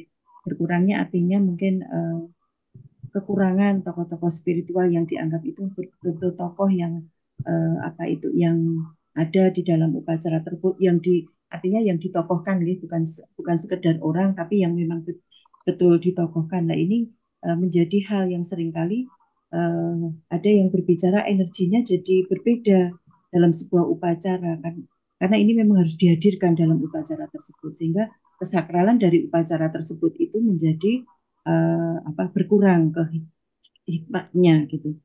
Kemudian partisipasi penonton ya. Di era generasi Gen Z sekarang ini kan untuk kita tarik untuk ayo datang tuh di acara, misalnya di Solo itu ada upacara yang namanya grebek sawalan itu nggih. Itu juga antusias peminatnya kan lebih cenderung ke orang-orang tua nggih. Jarang generasi-generasi Gen Z itu yang mau kita ajak untuk di dalam kegiatan-kegiatan upacara. Kalaupun di Bali itu biasanya karena siswa-siswa itu ikut studi tour, kemudian ada paket wisata mengikuti tari kecak dan sebagainya. Di situ secara tidak langsung sebetulnya juga mengenalkan budaya. Kemudian misalnya di keraton masuk itu melihat kondisi di keraton begitu dan sebagainya. Jadi harus memang dikemas dalam sebuah event-event, terutama misalnya dalam sebuah pariwisata gitu.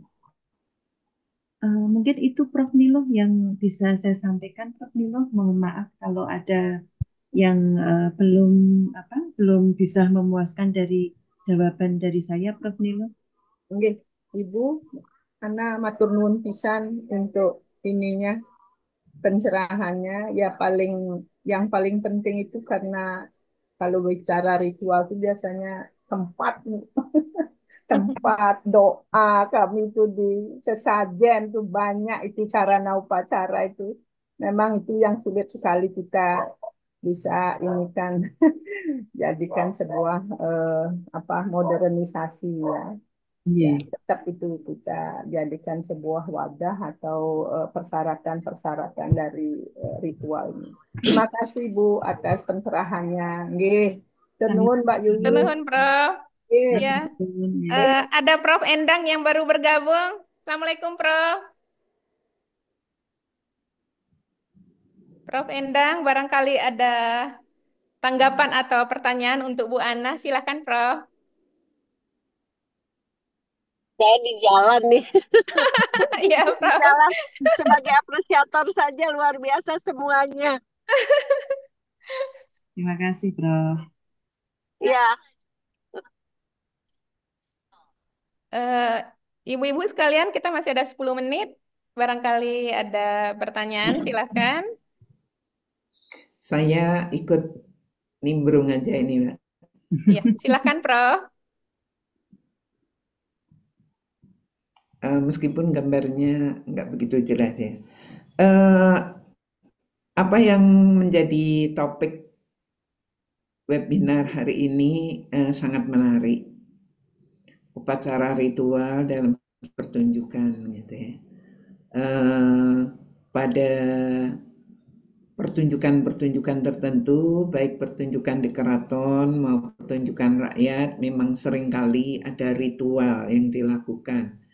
Yang kalau tadi tujuannya sebetulnya untuk keselamatan, kelancaran pertunjukan itu. Tapi ada juga sebetulnya yang agak berbeda, itu malahan justru seni pertunjukan sebagai sarana ritual. Jadi yang ini pada kenyataannya seni pertunjukan itu bisa hidup, bisa bertahan, bisa lestari, bisa berkembang sampai sekarang justru karena sebagai sarana ritual itu. Saya tidak tahu apakah dulu para sesepuh kita sengaja punya strategi bahwa seni itu dikaitkan dengan ritual supaya hidup. Karena seni yang tidak digunakan sebagai ritual, sudah banyak yang hilang, sudah banyak yang nggak ada, sudah banyak yang mati itu. Nah, yang saya lihat ketika seni, justru seni pertunjukan dalam hal ini, bisa tari tadi Bedoyo Ketawang. Kalau rakyat itu bukan tari jaranan, seperti yang di ini kan, yang digambar juga itu di sini, itu tari jaranan itu di mana-mana menjadi sarana ritual untuk bersih desa, untuk sedekah bumi, untuk ya. Nah, itulah sebetulnya upacara ritual itu yang membuat kesenian itu tetap hidup dalam masyarakat. Itu sebagian besar saya lihat begitu. Karena kalau tidak sebagai fungsi ritual ya mungkin sudah tidak diuri-uri lagi, tidak dilestarikan lagi. Dengan demikian sebetulnya kita tetap memerlukan itu upacara ritual itu, ya, untuk tetap menghidupkan seni pertunjukan. Banyak sekali contoh, ya, baik di desa maupun di kota. Kalau di desa-desa itu tari tayub untuk ritual bersih desa, wayang kulit untuk ritual bersih desa, bahkan tari tadi jaranan, ya. Kalau di desa disebut kuda kepang atau jadilan, itu pasti kaitannya dengan ritual untuk bersih desa. Nah, tujuan mereka biasanya memang terkait dengan kemakmuran desa, keselamatan, bahkan ketentraman dan kesejahteraan serta kemakmuran. Nah, kan luar biasa ini. Jadi kesenian itu ternyata bisa membuat orang lebih tenang, bisa orang punya harapan tinggi akan kemakmuran. Ya, saya lihat itu. Jadi kalau apa yang disampaikan Bu Rasmida, apa yang disampaikan Bu Ana Rosmiati, dan pasti juga Bu Sylvia, itu arahnya seperti itu. Jadi ritual ini penting supaya kesenian tetap hidup di dalam masyarakat. Demikian Mbak Cucu ikut nimbrungnya. Nggih, matur nuwun. Atur nuhun Prof. Ana. Sangat tercerahkan. Baik, Bapak dan Ibu, kita masih ada waktu 6 menit. Boleh menanggapi sedikit ya. Silahkan, Prof. Menanggapi nimbrung juga ya. Biar Silakan, Prof. ya, Prof. Ana ya. Iya, ini menarik ya apa yang disampaikan oleh Dokter Ana, Dokter siapa Rasmida, terus kemudian Mbak Sylvia ya, sangat informatif ya. Yang tadinya kita tidak tahu jadi tahu, betul-betul ini jadi pengayaan gitu ya. Iya, Prof. Jadi betul ya apa yang disampaikan oleh Prof. Nilo juga ya, bahwasanya yang namanya seni ritual itu waktu dan tempat juga harus ditentukan begitu ya Prof. Nilo ya. Saya tadi menangkap gitu. Juga yang sampaikan Prof. Ana tadi ya, bahwasanya kenapa seni itu tetap bertahan hidup karena menyangkut dengan kehidupan kita sehari-hari juga ya upacara itu. Karena upacara itu tidak lepas ya, tidak lepas dari kehidupan kita sehari-hari sehingga seni itu tumbuh, kembang, tidak punah dan bertahan gitu ya. Sehingga dengan demikian dengan pentingnya ritual dalam seni budaya atau seni pertunjukan itu alasannya apa? Yang pertama itu koneksi dengan spiritualitas gitu. Jadi karena koneksi itu sebagai penjembatan antara manusia dengan alam, sehingga perlu adanya ritual-ritual seni sebagai yang fungsinya secara vertikal gitu ya, tidak hanya seni sebagai fungsinya secara horizontal gitu ya, untuk hiburan, untuk presentasi estetik gitu, tapi juga seni mempunyai fungsi secara vertikal, yaitu koneksi dengan spiritualitas. Yang kemudian juga sebagai preservasi budaya. Nah, maksudnya preservasi budaya itu dengan melakukan ritual ini kita bisa menjaga keberlangsungan ya dari generasi ke generasi ya sehingga tidak apalagi kalau seni itu seni tradisi lisan ya kalau tidak diteruskan ya apalagi generasi Gen Z itu ritual-ritual apalagi yang seni tradisi bisa hilang bersama pendukungnya. Jadi ini sebagai preservasi budaya juga.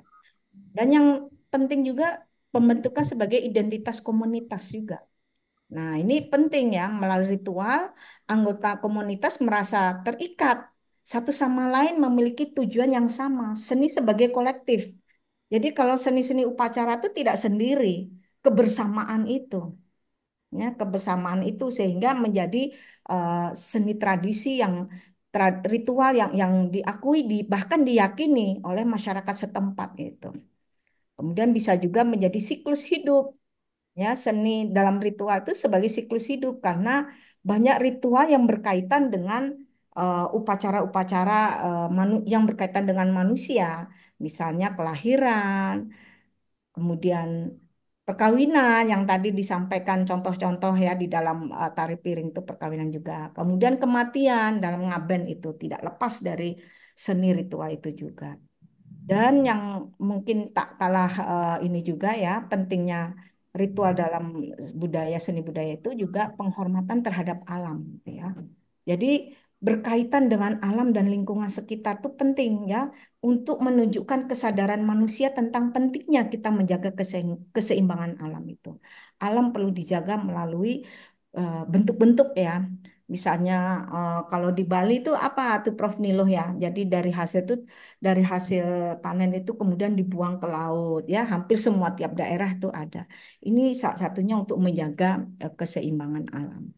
Kira-kira itu hanya urun rembuk ya. Menarik semuanya apa yang disampaikan oleh Mbak Sylvia, Mbak Ana, kemudian Uni Rasmida gitu ya, keunikan kearifan lokal gitu ya.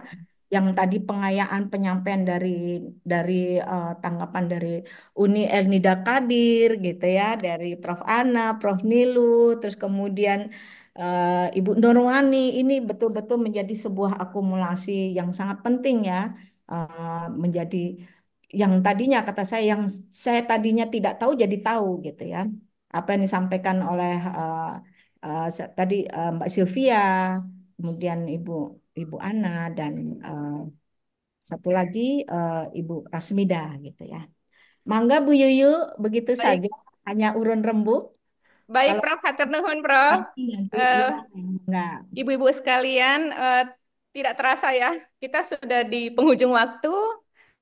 Sekarang jam 15.59, 1 menit lagi waktunya. Saya ingin mengucapkan terima kasih untuk ketiga narasumber kita di sore hari ini. Ada Ibu Dr. Rasmida MSN, ada Ibu Dr. Ana, kemudian ada Ibu Sylvia, dan saya sendiri sebagai host di sore hari ini. Kemudian saya ingin berterima kasih kepada Prof. Ganjar Kurnia dari PDPBS Unpad dan Citra Srikandi Indonesia. Alhamdulillah kegiatan kita di sore hari ini adalah dialog virtual /20. Insya Allah berikutnya yang ke-21 ya Prof. Ya, Mudahnya akan kita jadwalkan. Baik, ya. dengan mengucapkan hamdalah, alhamdulillahirrabbilalamin, saya tutup kegiatan kita eh, sore hari ini.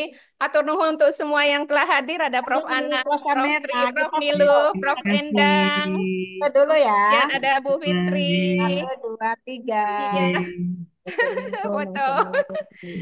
Baik, terima kasih semuanya. Assalamualaikum warahmatullahi wabarakatuh. Waalaikumsalam Waalaikumsalam warahmatullahi warahmatullahi wabarakatuh.